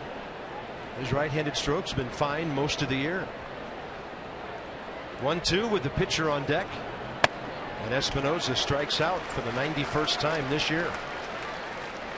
All right, it's time to tweet your photo using hashtag #MASSINFanPhotos for a chance to have it shown in a future broadcast. That's brought to you by AT&T. He is not happy right now, and they're waiting for something to cheer for. Tanner Roark hit a comebacker first time with 2 men aboard in the second.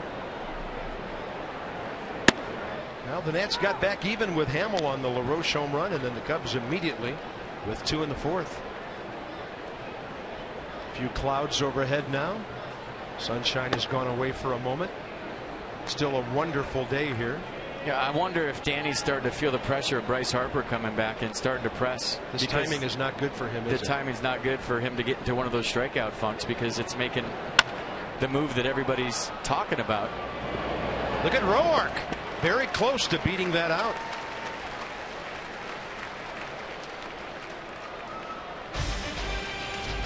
Well, starting tomorrow, the Nats will take on the Cubs in the first of 2. We'll have the opener for you. 1 o'clock, Gio Won his last start at Milwaukee. Dallas Beeler, 25-year-old right-hander from Jenks, America, will make his major league debut. Coverage begins 12:30. Nats Extra on Masson. And Jeff Samardzija in the nightcap against Blake Trinan tomorrow night on Fox. Boy, he's good. Boy, you go into a doubleheader down 2-0 in this series. That would be tough tomorrow. The Nats need to get back into this one and take game 2. Gio would give them a great chance against the rookie tomorrow, and then you take your chances against Samardzija, one of the toughest right-handers in the league.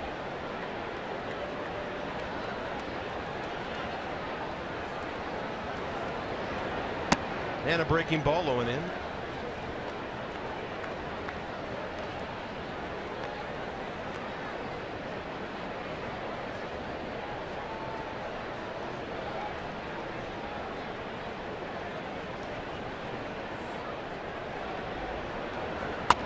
Span with a pretty good rip.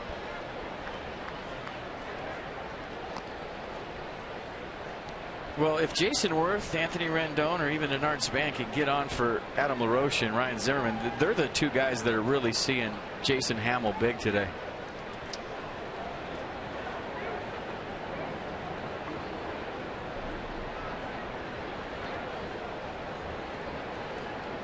Target in. And a good take by Denard. 0 for 2 today. 2 for 6 in the series with a pair of doubles.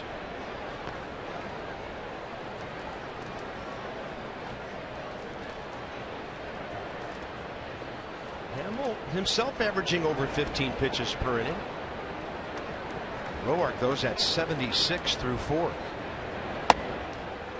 And again, he's having a hard time putting away Denard Span. He's retired him twice, but both at bats have gone the limit after he was way ahead.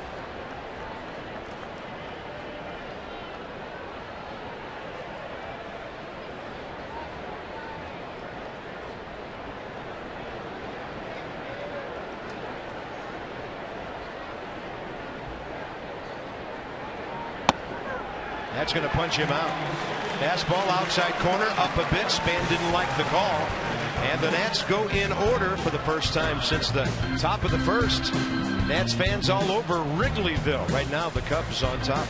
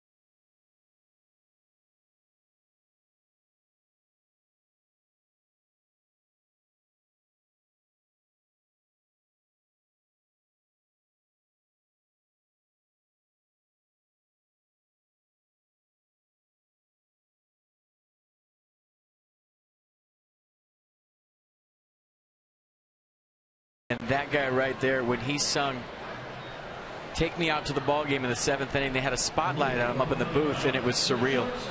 And I turned to the second base umpire that night and I said, "Do you ever get sick of this? This place is unbelievable." And he looked at me like I was crazy. But the statue of Harry Carey right there, and well deserved. And we were sitting right next to where that guy used to call games for so many years for the Chicago Cubs, and he was one of my favorites. There we are. Still have the ball he signed for me. It says, "Holy cow, Harry Carey."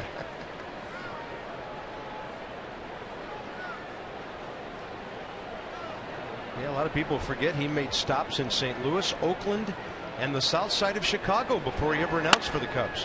White Sox probably regretted ever letting him get away. That's a Rendon play. Sidearm whip over to LaRoche, and Starlin Castro retired to lead off the bottom of the 5th. The Patriotic Series presented by SAIC will honor Independence Day Friday, July 4th, because that's when Independence Day is. Nats take on the Cubbies. Kick off your 4th of July celebration at Nats Park. Game time, check it out, 11:05 a.m. We love that start time because you have the rest of the day to enjoy the 4th. Enjoy a Curly W first, and enjoy the fireworks later. Yeah, Cubs in for 3, 4, 5, and 6. All day games. Turning the tables on the Cubs. 3 day games in Washington. Well, 1 a morning game, but it's still during the day. Can't wait. There's Luis Valbuena, 1 for 2 with a double. And Roark trying to bolt that fastball to the outside edge, just missed.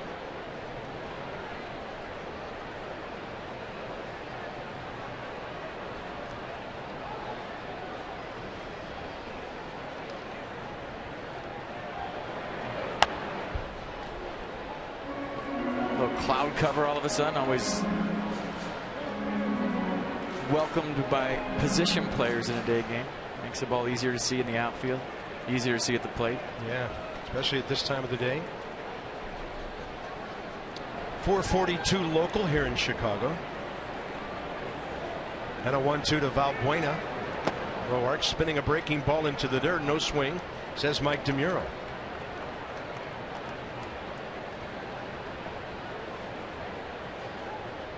Cubs are 13-11 in June. Their first winning June in 6 years. That's a breaking ball that's hooked foul right off the bullpen mound.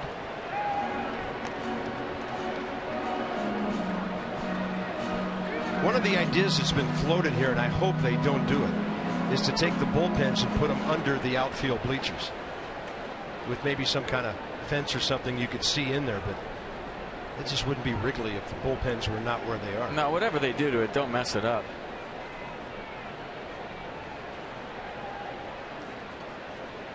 Two. Check swing, no swing.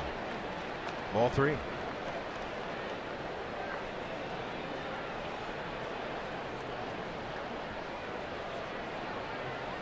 Well, that second inning took him through a lot of pitches, 34. Well, you talk about the Cubs having a good June. They have some help on the way. They got 2 mega prospects. Chris Bryant being the big one in Iowa right now, just got promoted. Third baseman. He's 4 for his last 9. This was of yesterday. 4 for his last 9 with 4 home runs, 7 RBI in the year. 346, 27 taters. And a ball lifted to right for Worth, who goes back. He's under it, right in front of the basket. And the 368 mark makes the play 2 down. But you would think on a team that's struggling so much offensively, you would call up a guy that.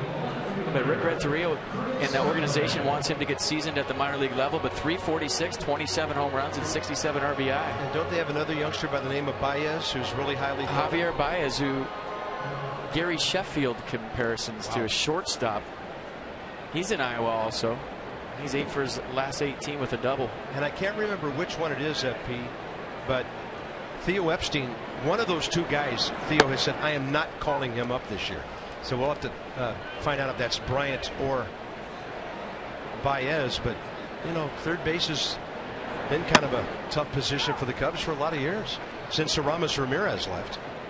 Well, there's 2 different philosophies. The Astros want their guys to learn at the major league level. Yeah. Well, and now we're told by some guys downstairs, members of our crew, that it is Bryant that Theo said that about. There are things who can change a GM's mind. 27 home runs and 346 would change my mind. In half a season? I mean, call me crazy. Wow.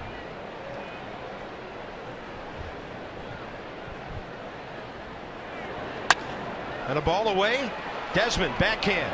Here comes the arm. The bounce. And LaRoche. But they call the runner safe. And Chris Coughlin is 3 for 3. And here comes Matt Williams. Or is he?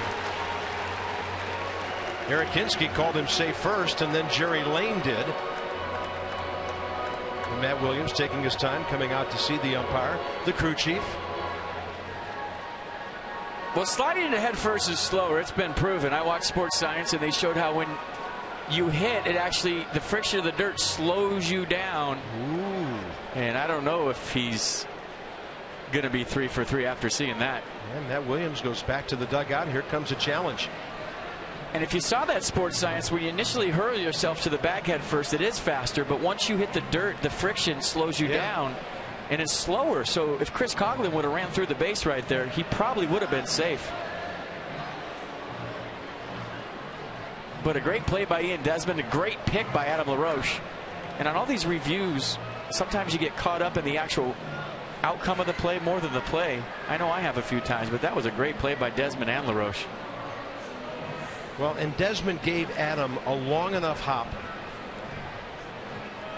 That was by design. Yeah.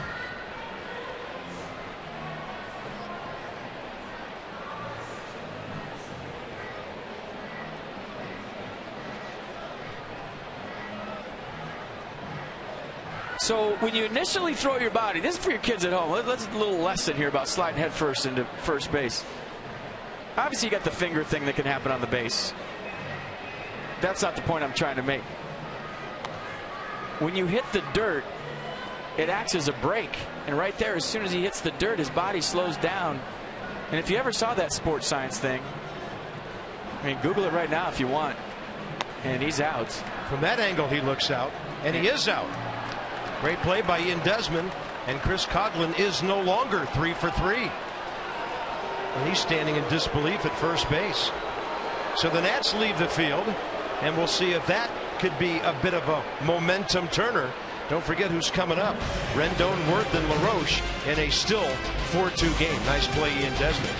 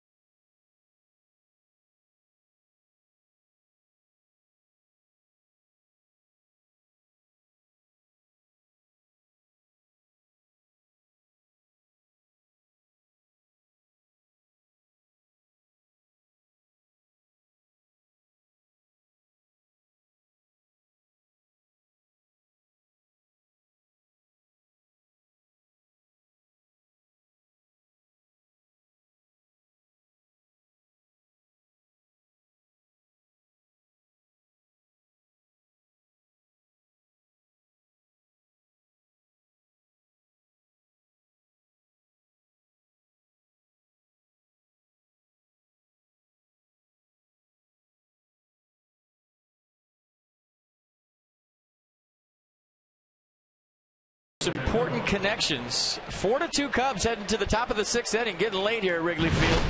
But Adam LaRoche has done his part, 2 for 2. 10th home run of the year last time up in the 4th inning. And right in the power zone, or at least on the edge. An absolute missile that got out of here in a heartbeat to tie this game at 2. It's 4-2 Cubs. See if somebody can get on for LaRoche and Zimmerman. They've both hit the ball right on the screws 2 times today.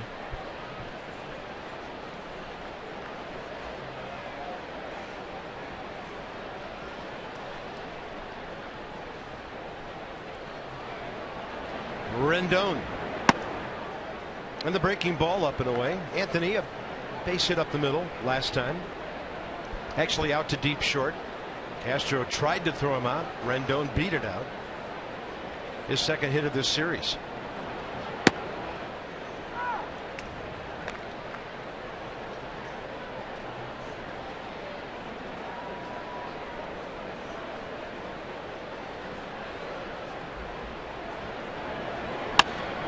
Got a fastball there, late for it, pop up right field line, and just near the bullpen plate. Anthony Rizzo takes it.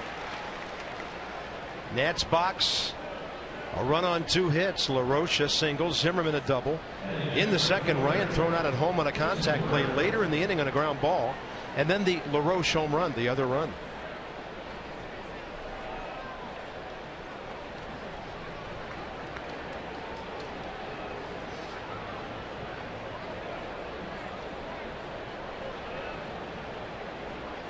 Worth 0 for 2.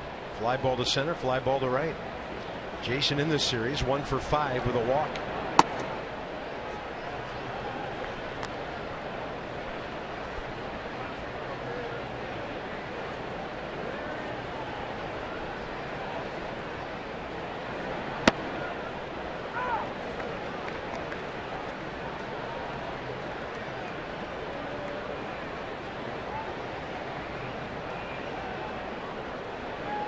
Target in. And he turns on the fastball. 1-2.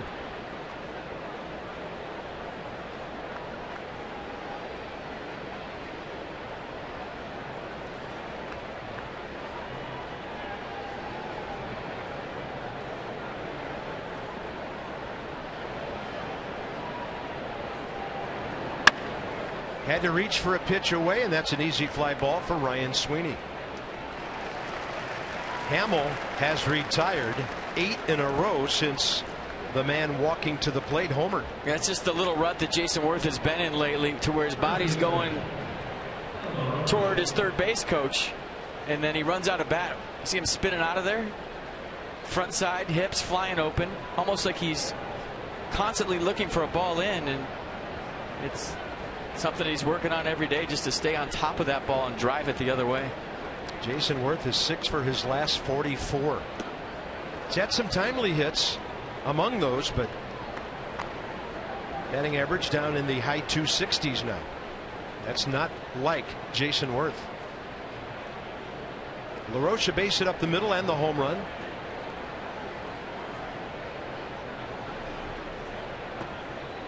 Even when Jason is really in a big time scuffle, in the past he's always taken his walks. Yeah. Haven't seen a whole lot of that lately. He's been up there hacking.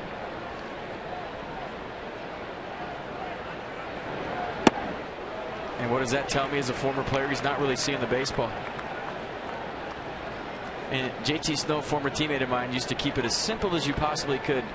I did whatever I could to see the baseball in my setup, and that's all I really concentrated on, because I knew if I saw the ball I could hit it.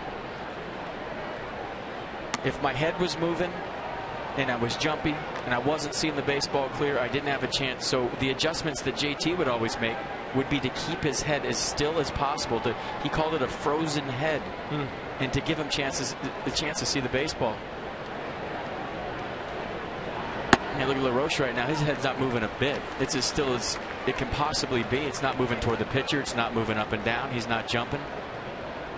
So now you take a moving object that's going 95 and you keep it as still as possible. But if your head's moving and the ball's moving, you got no chance. And a 3-2, and LaRoche strikes out. 9 in a row for Hamill since that homer leading off the 4th inning. Bottom of the 6th coming up. The Cubs 4, the Nats 2 in Game 2.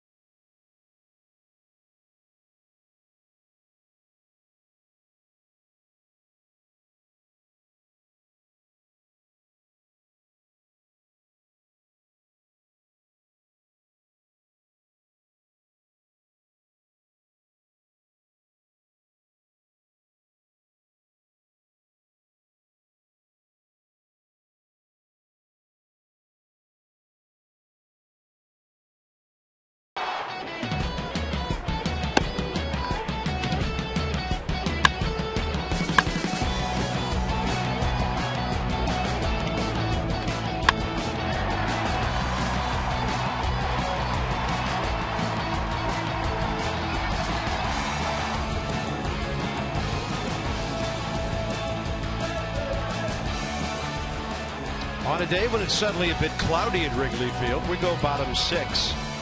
Bottom of the order for the Cubs, and Tanner Roark is still in the game and still battling to keep it right where it is.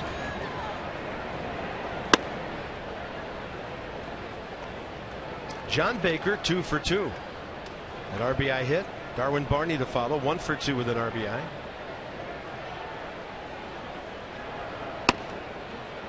And that's a left-handed batter pretty late for 90 right there. 1 ball, 1 strike. Braves are at Philadelphia opening a series tonight. The Nats are a game up on Atlanta, 2.5 up on Miami, 5 on the Phils, and 5.5 on the Mets. It's a breaking ball that had the hitter way out ahead. 1 ball, 2 strikes.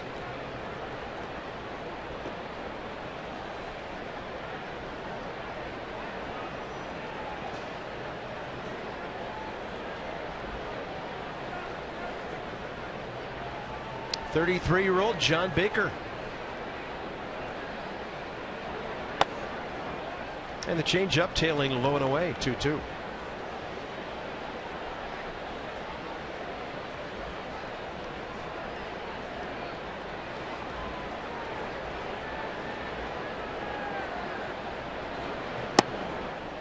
Went off speed again.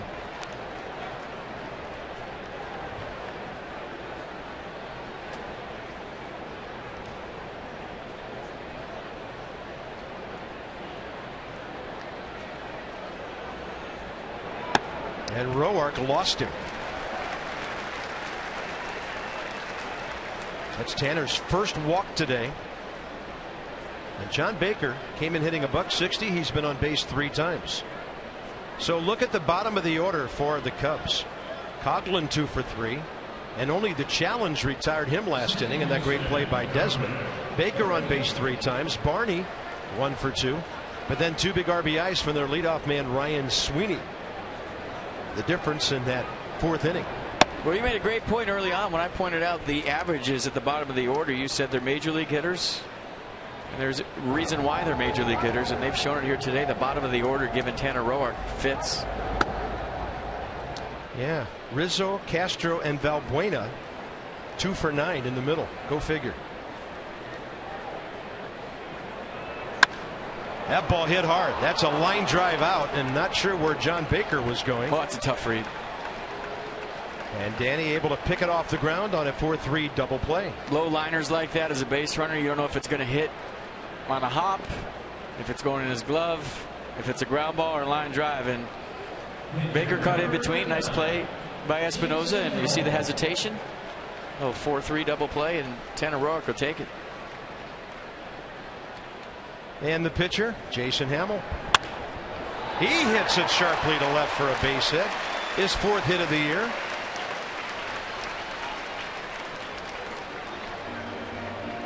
And the last 2 balls have been scorched.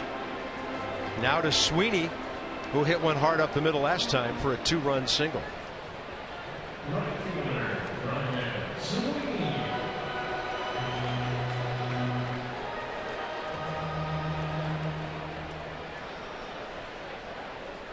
Ryan Sweeney, 29 years of age, from Cedar Rapids, Iowa.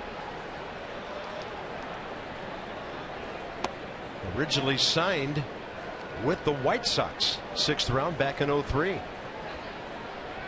5 o'clock in Chicago. Sun back out here at beautiful Wrigley Field.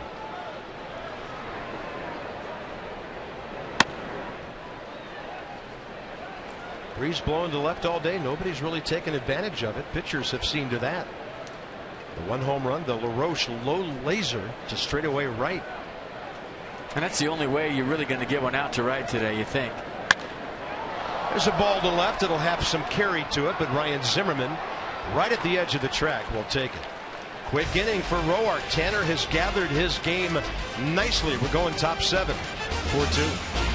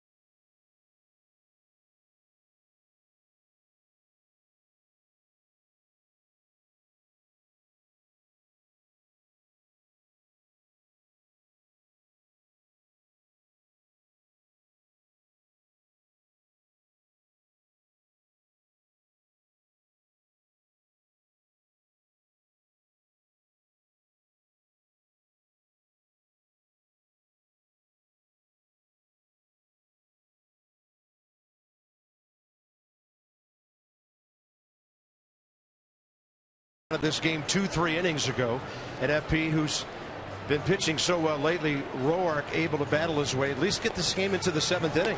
Yeah, it's a small ballpark. The ball's flying to left field today, so the Nats trying to find a way to jump back into this game. But Tanner Roark giving up just 4 runs. We thought it would be a hitter's day today. It has been for the Cubs. It hasn't been for the Nationals. Jason Hamill's been good, but he hasn't been fantastic. A lot of good at-bats with nothing to show, and they're trying to get it to him right here. One of the great mysteries to me about the Nats offense is on the road hitting .230. It's just got to be better than that. Well, they got a bunch of guys that are, slaves to the routine basically, and they're routine guys. And at home you always have the same routine with the cage, and times vary on the road. That's the only thing I can come up with. Other than that, they're streaky, and we've gone over that a million times. Ryan Zimmerman, first RBI of the day for the Nats. A ringing double left field to the Ivy, back in the top of the 2nd. Since then, he's lined out hard to right.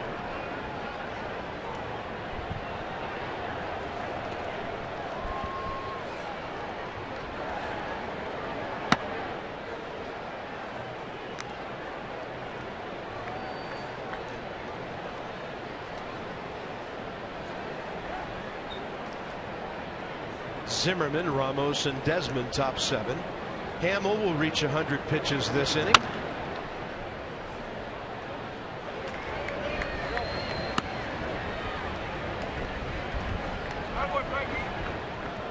He's retired 9 straight, starting with that Zimmerman hardline drive to right field in the 4th. Settle down after the home run.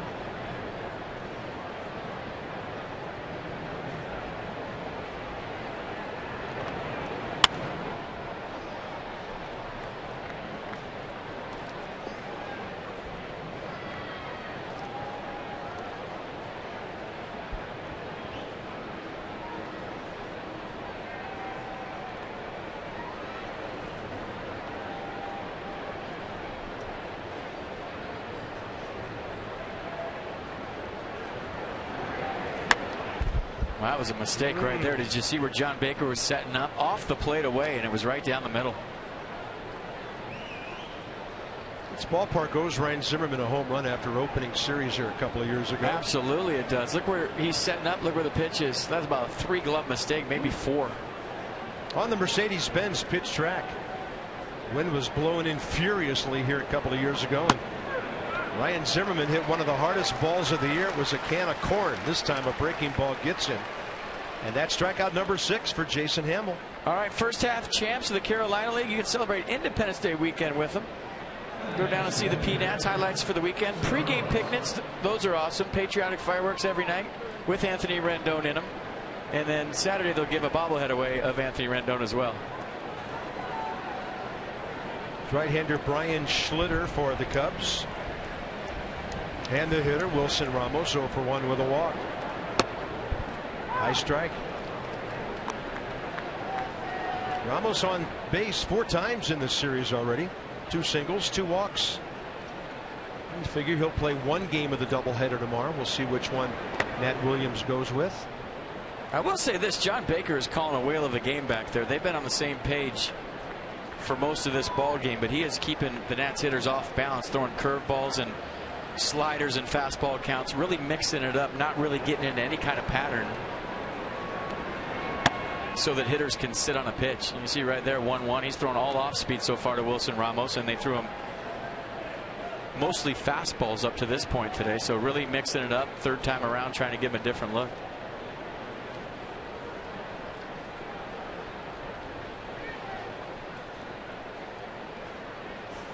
Two-1.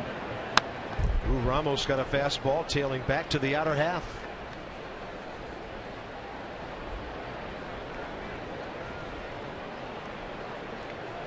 Pitch number 100 right there. Yeah, 108 last time out. 7 innings and a 2-1 loss to the Pirates here. And now lefty Wesley Wright joining Schlitter. And look at that contact by Wilson Ramos. His strength is amazing. Went down and got it, got the sweet spot on it, and that thing like a rocket into center field.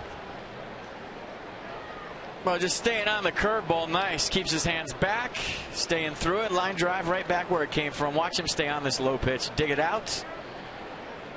And I was going to say decision time for Rick Renteria, but it looks like he's already made his mind up. That's going to be it for Jason Hamel. He's going to the right-hander.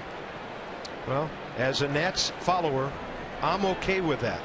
The Nats have never beaten Hamel. The sooner he's out, the better. Now the Nats will take their chance against a pretty solid Cubs bullpen. Not a top 5 bullpen, but they've been solid this year.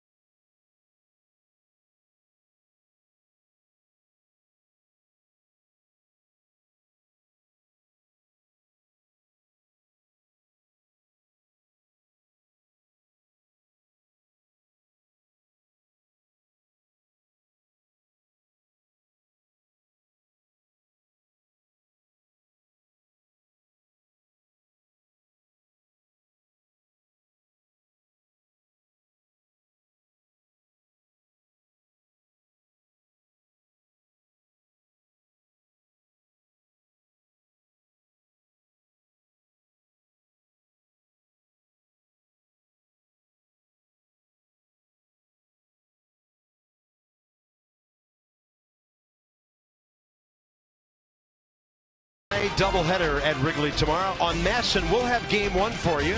That'll be at 1 o'clock. Gio Gonzalez 4-4, coming off a win at Milwaukee.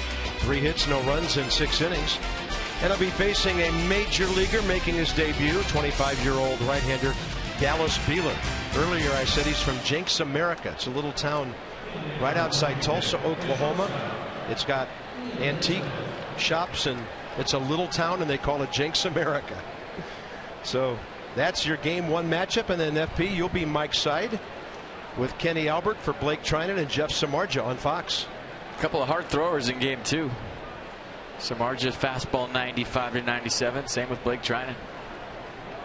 As far as the National League stats go, the Cubs bullpen top 4 in the league, and that is up and away from Brian Schlitter, 28-year-old right-hander. He's a local guy from Park Ridge, Illinois, born in Oak Park. And he had a 7-game cup of coffee with the Cubs 4 years ago. Been battling back from injury since. None of the Nats have ever faced him. And he goes 2-0 on Ian Desmond. Dangerous count to a dangerous hitter.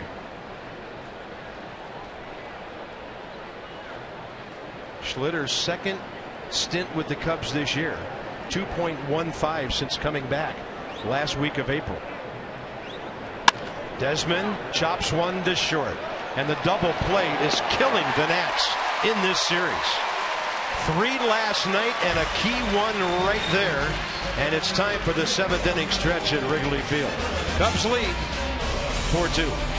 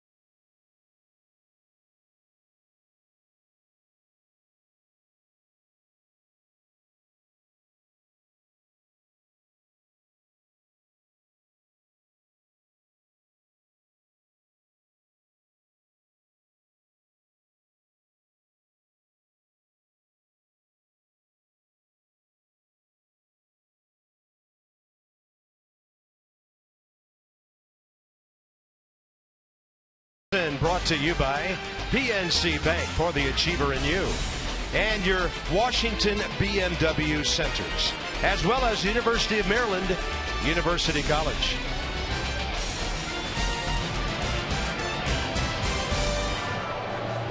On to the bottom of the 7th. Christian Bush from the musical group Sugarland did take me out to the ball game a moment ago. Cub fans loved it. 30,683 here today. And they're seeing a good day by their pitching staff, and now the Nats into their bullpen with Jerry Blevins. And his job to keep it right there and give him a chance in the 8th inning. Tanner Roark battling his way through 6. He gave up 10 hits, walked 1, but found a way to keep his team in the game on a day when he had far from his best stuff. 101 pitches, 72 strikes. And Blevins with a changeup floating outside.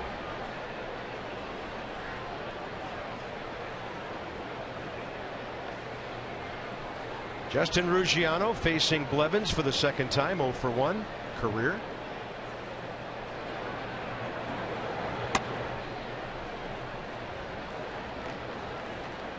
Jerry Blevins has been working from behind in the count, it seems like, the last 3 or 4 outings. And control's been an issue. Usually a guy known for his pinpoint command. He's had trouble working ahead. Yeah, 14 walks in 28 innings. That ball is hammered to left center. It's off the ivy. Span plays it well. And a leadoff double by Ruggiano. Really well hit. Well, when you fall behind, you become predictable. And if you're in a 2-1 count, hitters are going to sit dead red every single time. 7th double of the season for Ruggiano. But yeah, 2-1. Sitting fastball. He got it down in the zone a little bit, but Wilson Ramos wanted that buried in. It was right down the middle of the plate. And here comes the trouble for the Cubs. Rizzo 0 for 1 career against Blevins.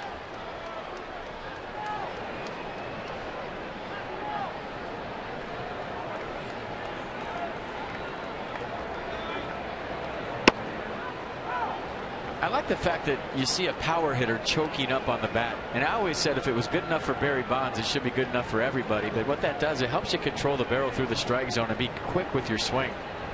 But this is a guy with 17 home runs that chokes up. How often do you see that? These days, never.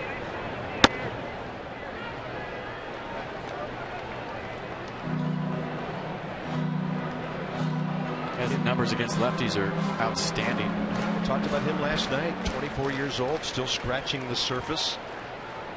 San Diego got Andrew Kashner from the Cubs for Rizzo. There were 2 other players involved, minor leaguers, that went either way. That is a swing and a miss, evidently. And over to third base goes Ruggiano, and a ball that got away from Wilson Ramos.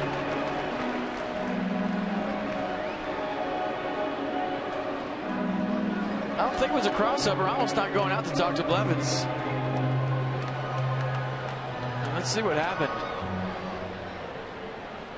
I mean, he just missed it. I don't know if the bat got in his way or what, but that has to be a pass ball.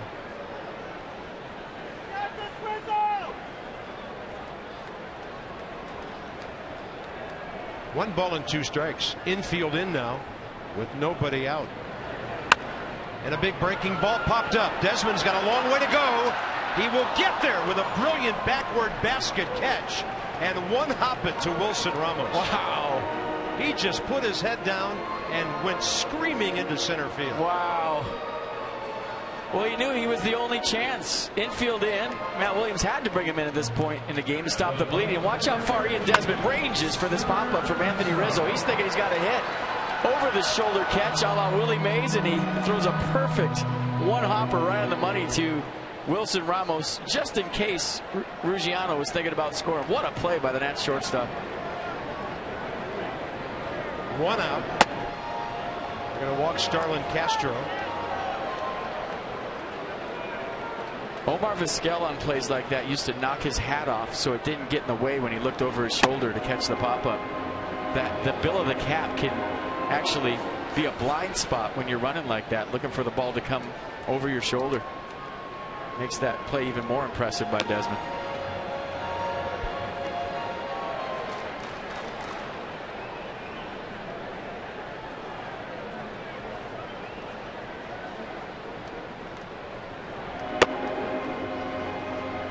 So set up a Blevins-Valbuena matchup.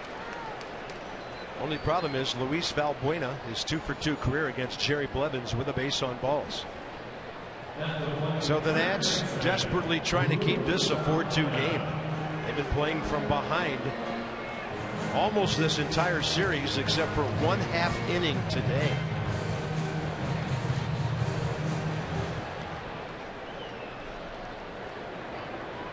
So Valbuena hitting .269 against lefties.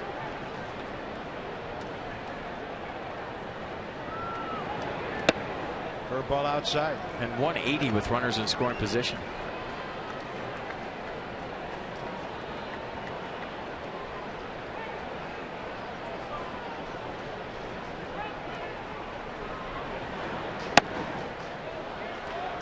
Well, Blevins thought he had a strike of the knees, but it's low 2-0. Nissan will have a look.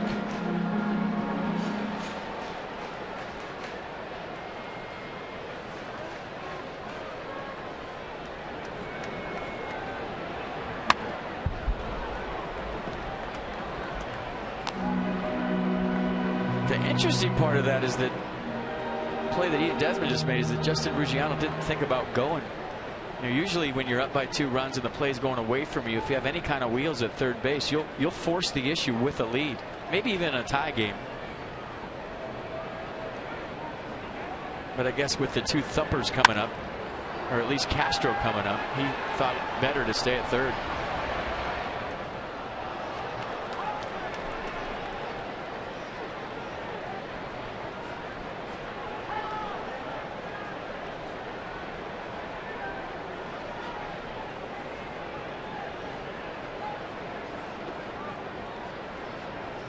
Two balls and 2 strikes.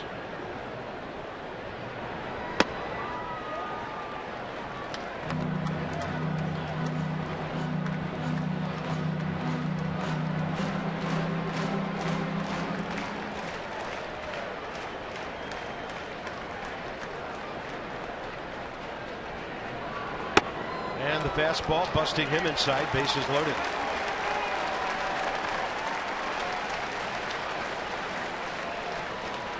Chris Coghlan coming in. He's within an eyelash of being 3 for 3 today. He's never faced Jerry Blevins.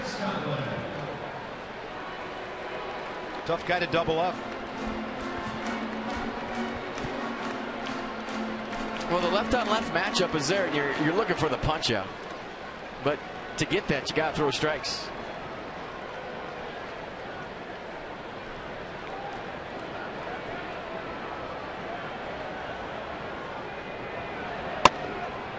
Behind again.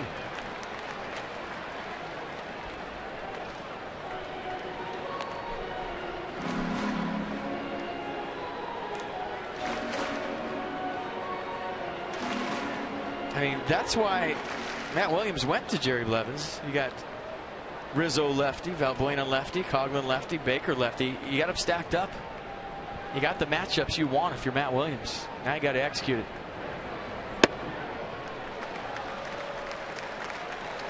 Is Steve McCatty going to come out and talk to Jerry Blevins?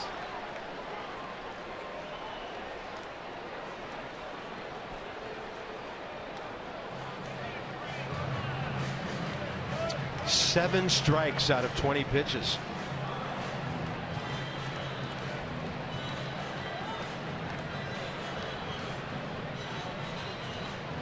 And the call to the bullpen for Aaron Barrett. And there's still another lefty on deck. Yeah, he's got it lined up like planes at O'Hare right now. He just has to make his pitch. Very rarely do you get this luxury as a major league manager to have 3 lefties back to back to back, and 4 out of 5 guys left-handed. This late in the game makes it easy to manage. You know, when you have right, left, right, left, right, left, that's when you have to, you know, really get your bullpen going, get the matchups you want. Rick Renteria actually talked about having one of his relievers play the outfield and switching them back and forth to get the matchups he wants. So he's told his relievers to shag like they're in the game, because he might bring in a left-hander and then have the right-hander in the outfield and flip-flop him so he can get the matchups that he wants.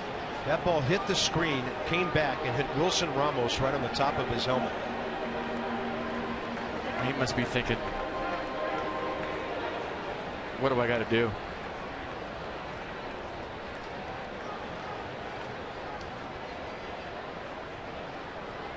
Two balls, 1 strike. Huge pitch right here. Not even close.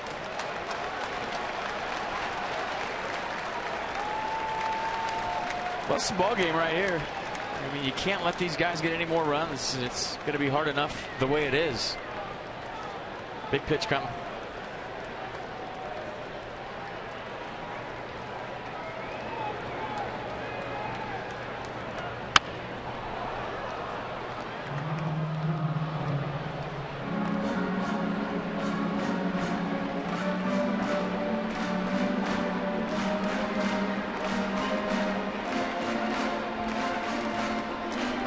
If you have confidence in that curveball, you'd have to have a lot of it to throw it right here in a 3-2 count. I think you just try to locate a fastball, keep it down the zone, and hope he hits a ground ball. Chris Coughlin waiting. And that is a strike 3 call on the inside corner, evidently. No appeal for a swing, just a quick out call by Mike Estabrook, 2 down. Well, Coughlin didn't like it, but I thought it was too close to take. I don't know what pitch track is going to say. Wilson Ramos wanted to the other side of the plate, but it did get played on the inner half. And I think as a hitter, sometimes you see the catcher reach across with his glove, and you're thinking there's no way that was a strike, but it was. Big pitch by Jerry Blevins in a big situation. Now he faces John Baker for the first time. Baker a perfect day, 2 hits, a walk, and RBI.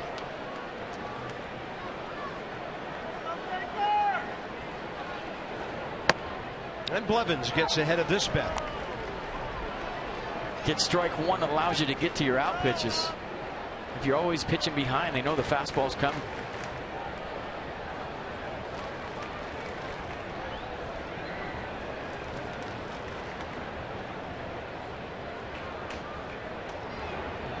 And there's a breaking ball hanging on the inside corner. That might clear the bases. Ruggiano's home, Castro home, Valbuena, and the Cubs have blown it wide open.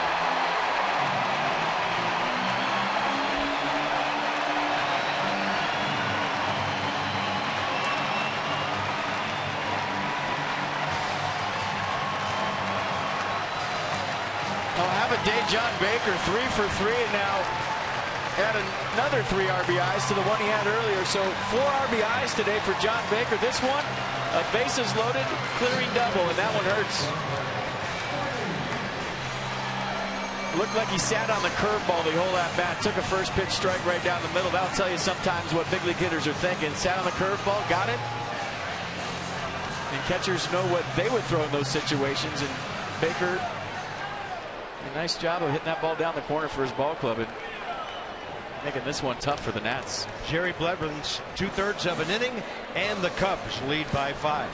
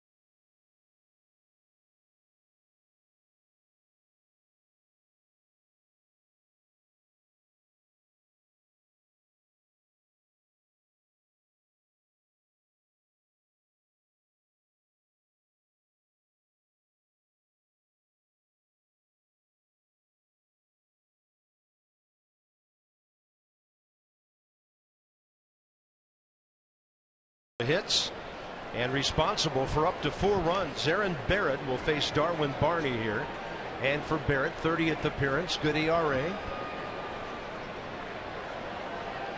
Last time he worked was in the Marathon Tuesday night, a scoreless 8th inning with a walk and a strikeout, a double play ball.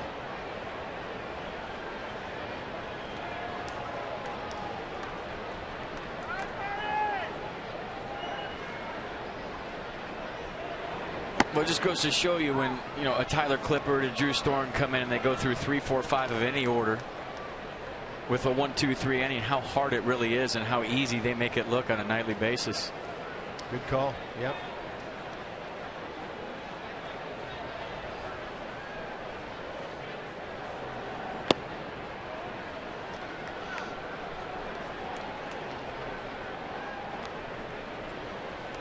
One ball, one strike to Barney, who's 1 for 3 today.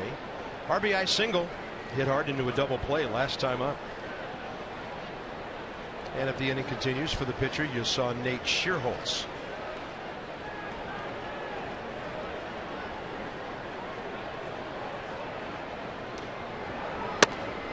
Great late breaker, ends up way outside, strike 2. Mercedes-Benz will track it. There's a slider from the Bear. That's a good one.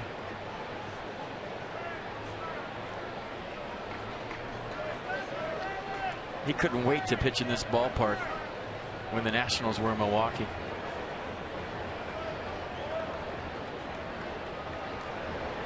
Said he came to a Cubs-Cardinals game when he was a little kid with his parents, and that's the last time he had been to Wrigley, and now he was excited to step on the Wrigley Field mound.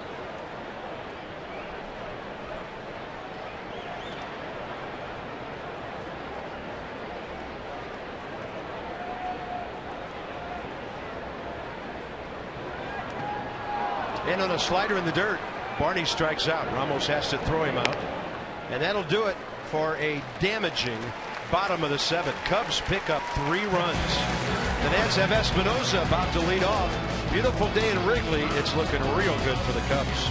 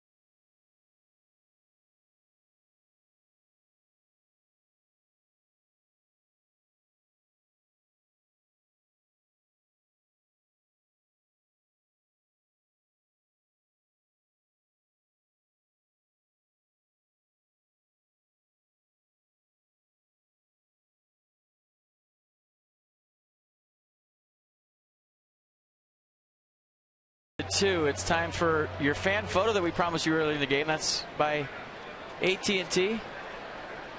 And I'm pretty sure, if I'm not mistaken, this is One Direction. It will be at Nats Park on August 11th. And they just wanted to go preview the facility and see what it was like. And I'm pretty sure that's sold out. Good call. Yeah, I think you got it. I think I nailed it. Shadows creeping, top of the 8th.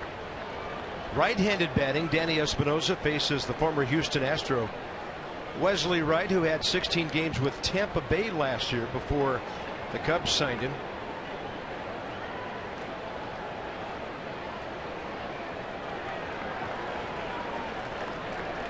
And Danny Espinosa will lead off here.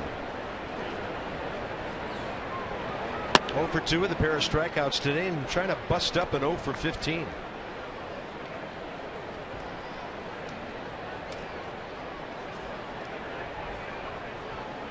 Espinosa 0 for 1 career against this lefty.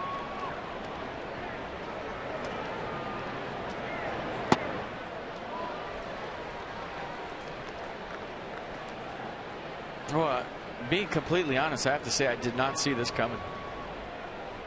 And it seems like when the Nats went into San Francisco and had that big series against the Giants, they had the letdown in St. Louis, and the same has happened here in Chicago so far. Boy, this road trip looked like something 3 days ago, huh? Coming off the marathon game, 2-0 in Milwaukee, going for a sweep. Still got 6 outs to play with here, but I did not see this coming.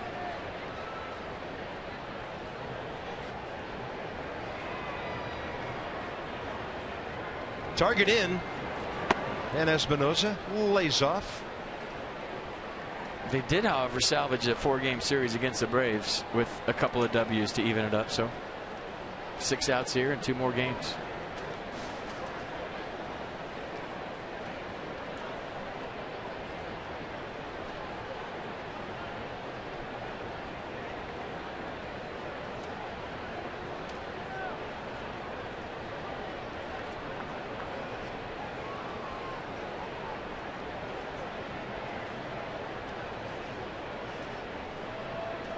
Two pitch, and Wesley Wright will miss away.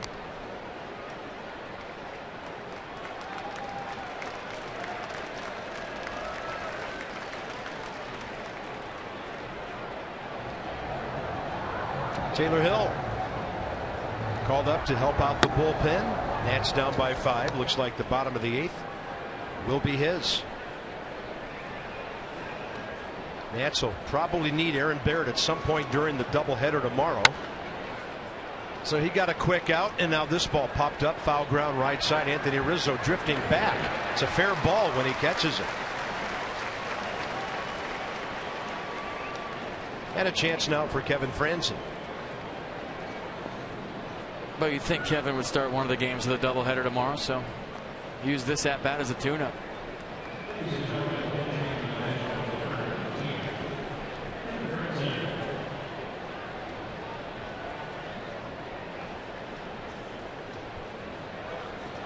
Franzen is 1 for 1 with a double career against Wesley Wright.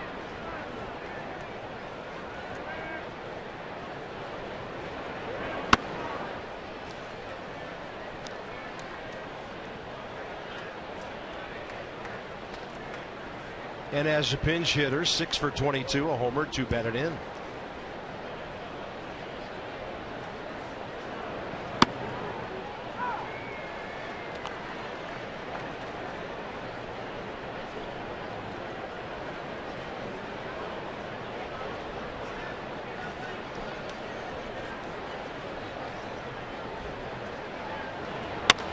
Gets a good piece of that one. And that's Kevin Franzen's 7th pinch hit of the year. Well, you know, he's going to give you a good at bat, whether he starts a game or he comes off the bench. But let's check it out. Got a changeup, stayed on it, lined it to left field. I mean, I wouldn't be surprised if he gets a start at second base in one of those games tomorrow. But that was a good at bat.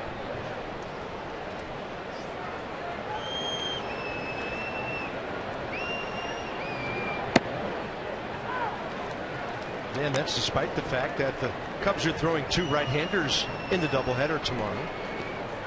Beeler and Samardzija. Here's Denard Span 0 for 3. Yeah, and Ian Desmond's going to have one of those games off, so you would imagine Espinosa would go to short and Franzen would get the start at second. He might start both games at second. You never know.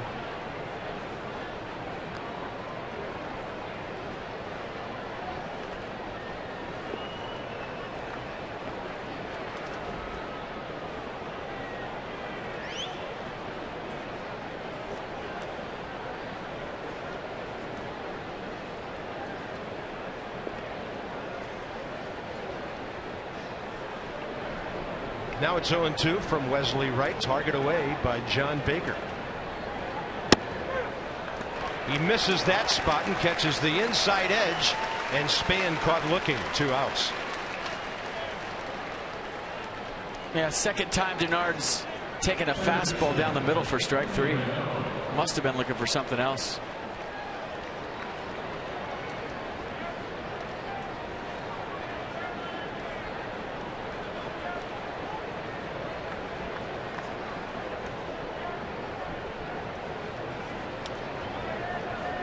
Anthony Rendon 1 for 3.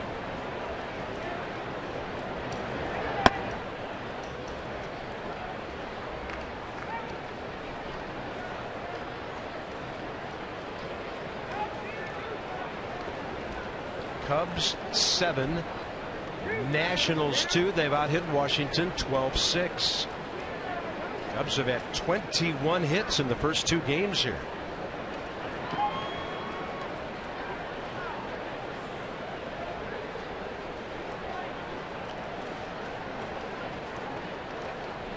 Back Monday, the Mid-Atlantic Sports Report. Rob Long, Dave Johnson, Phil Wood, Mel Antonin.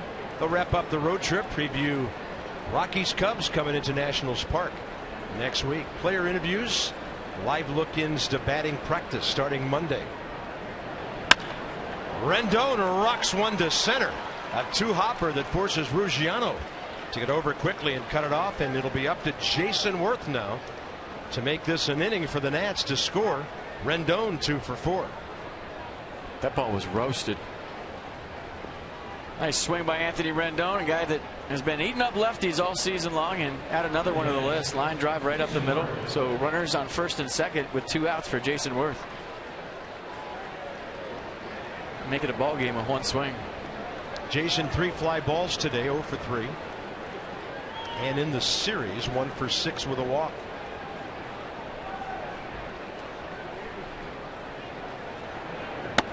First pitch curveball to the right-hander, a strike.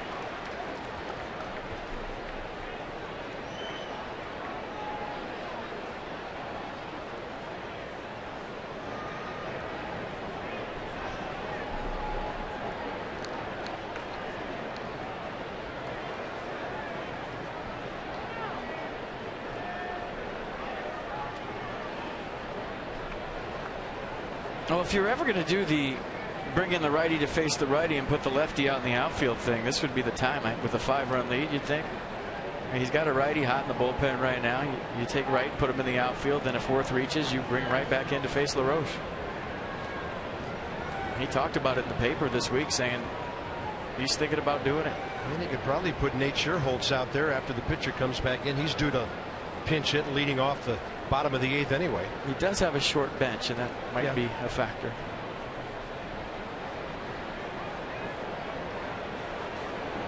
The one manager I remember doing that frequently was Whitey Herzog. He had a left-hander by the name of Ken Daly, who was a very good situational guy. He'd have him pitch to one batter, go to right field, and then come back in and pitch again. Davey used to do that when he was with the Mets.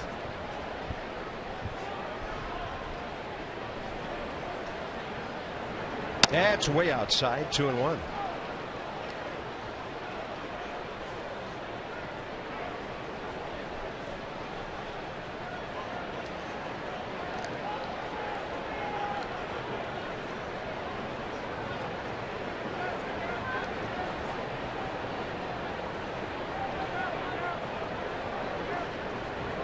And Worth will hit one to the shortstop. Nats are gone in the 8th. Still having a hard time hitting and scoring runs on the road this year. After 7.5, the Cubs by 5.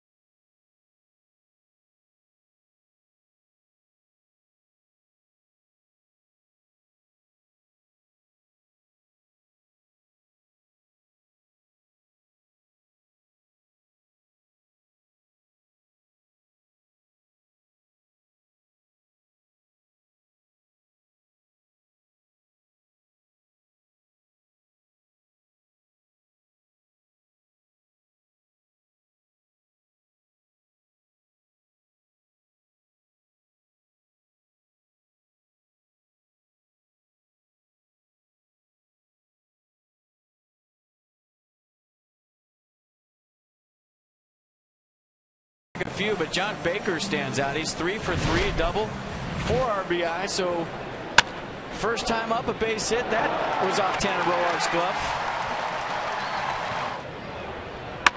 And then the big blow, the curveball for Jerry Blevins, a double down the corner. That scored everybody for 3 RBIs. Ruggiano, Castro, and Valbuena. And that's where we stand. 7-2 Cubs.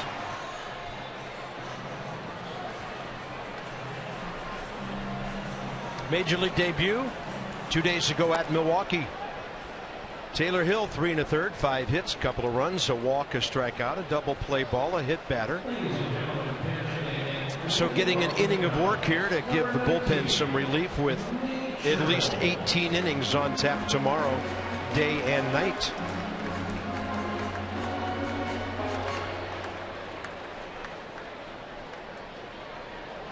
Nate Scherholtz will lead off, batting left-handed.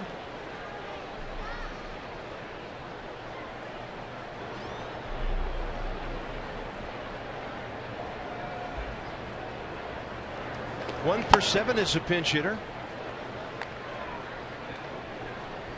He got an assist on that Denard Span double play last night and racked up his 6th outfield assist of the year. That's high in the air to the right side. LaRoche and Espinoza. Danny the call. 1 out, bottom 8. MLB.TV Premium is the #1 live streaming sports service, and it's celebrating 12 years. Join the millions of subscribers and watch every out-of-market game live in true HD on over 18 million devices. Visit nationals.com for details.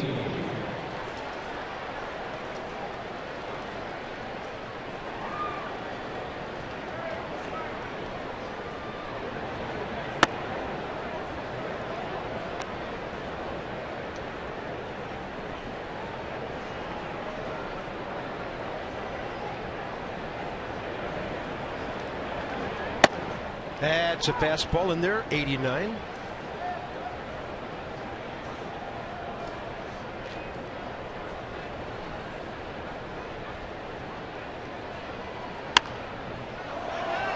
A little bit late for the slider. Yeah, a little slider at 83.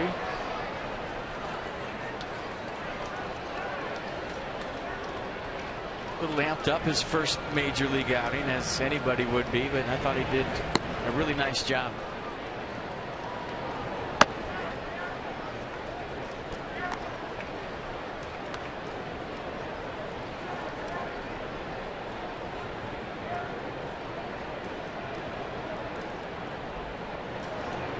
Ryan Sweeney just 1 for 8 in this series, and a huge base hit with 2 outs back in the 4th. Nats had just tied it on the LaRoche home run. Tanner Roark could not keep it there, and Sweeney the man who made him pay. And another base hit for the leadoff man.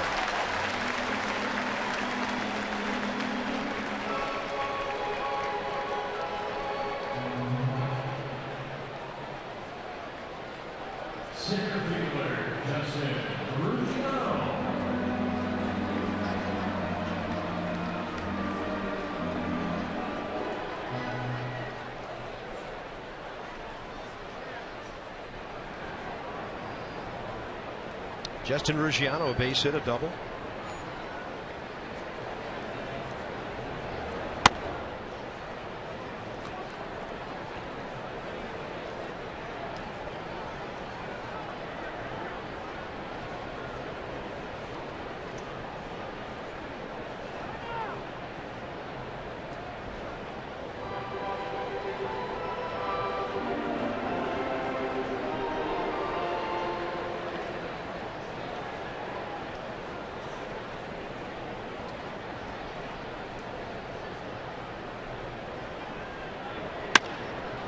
That ball driven pretty well to right. Worth backing up in front of the track for the 2nd out.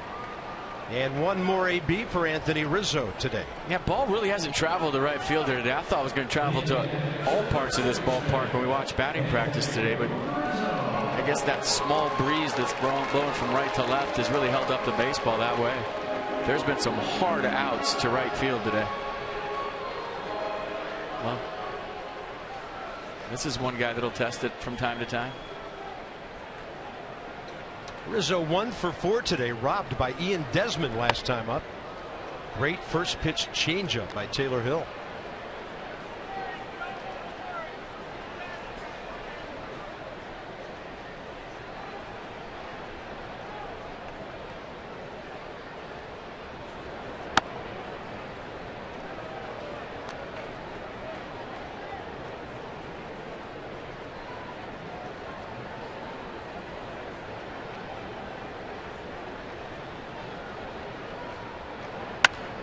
Got in on his hands.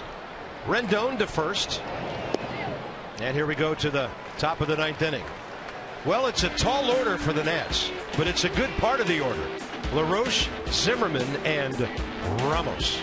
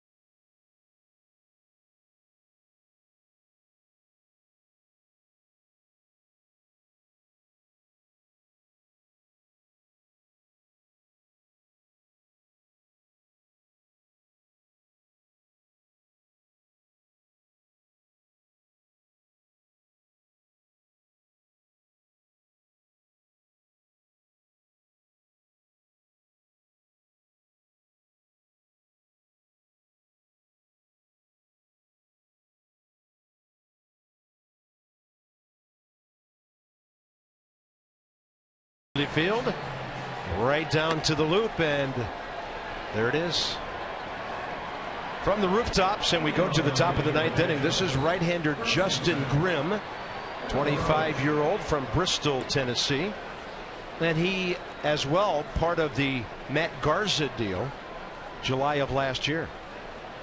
Yeah, fastball 94, slider at 84, and a curveball at 79.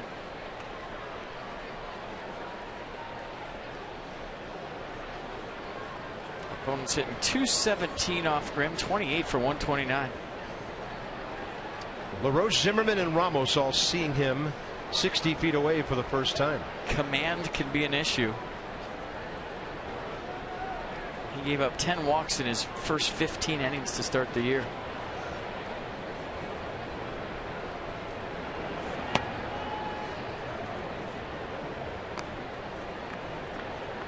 So load him up and see what happens, and then load him up again.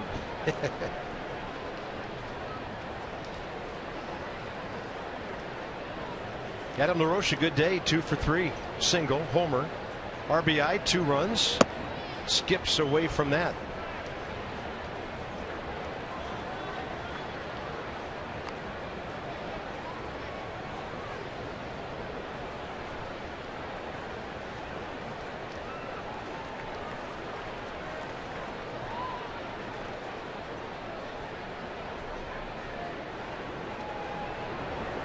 Adam LaRoche, straight up it goes. Starlin Castro stays home on the shift and makes that catch. Early game tomorrow, 1 o'clock Eastern. Gio goes against Dallas Beeler, Cubs right-hander, who will make his major league debut. Nets extra, 12:30 p.m. That's the one game of the doubleheader we will have for you tomorrow. And Masson, Fox has the night game at 7:15. He battled his way in Milwaukee the other night to get the road trip off to a good start. Did Gio. Changeup was good.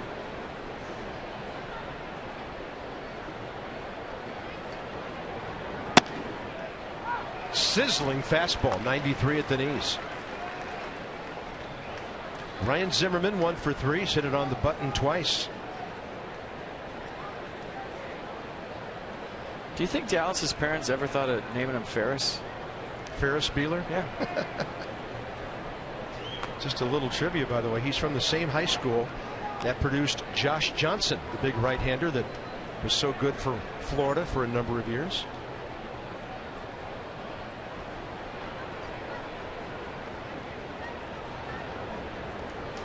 But as you mentioned last night, not a high draft pick. We'll see how he battled his way to the big leagues.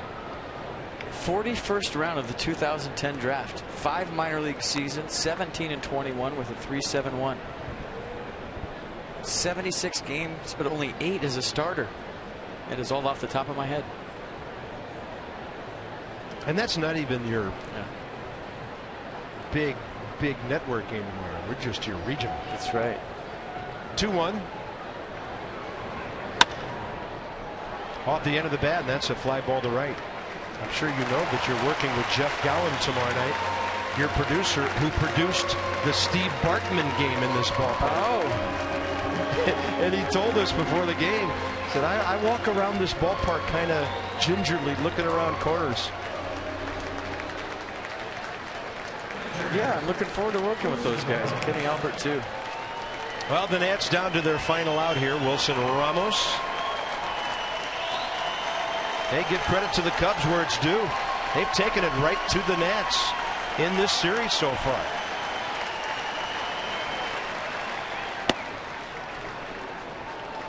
Wilson Ramos has taken it to the Cubs. 3 hits and 2 walks.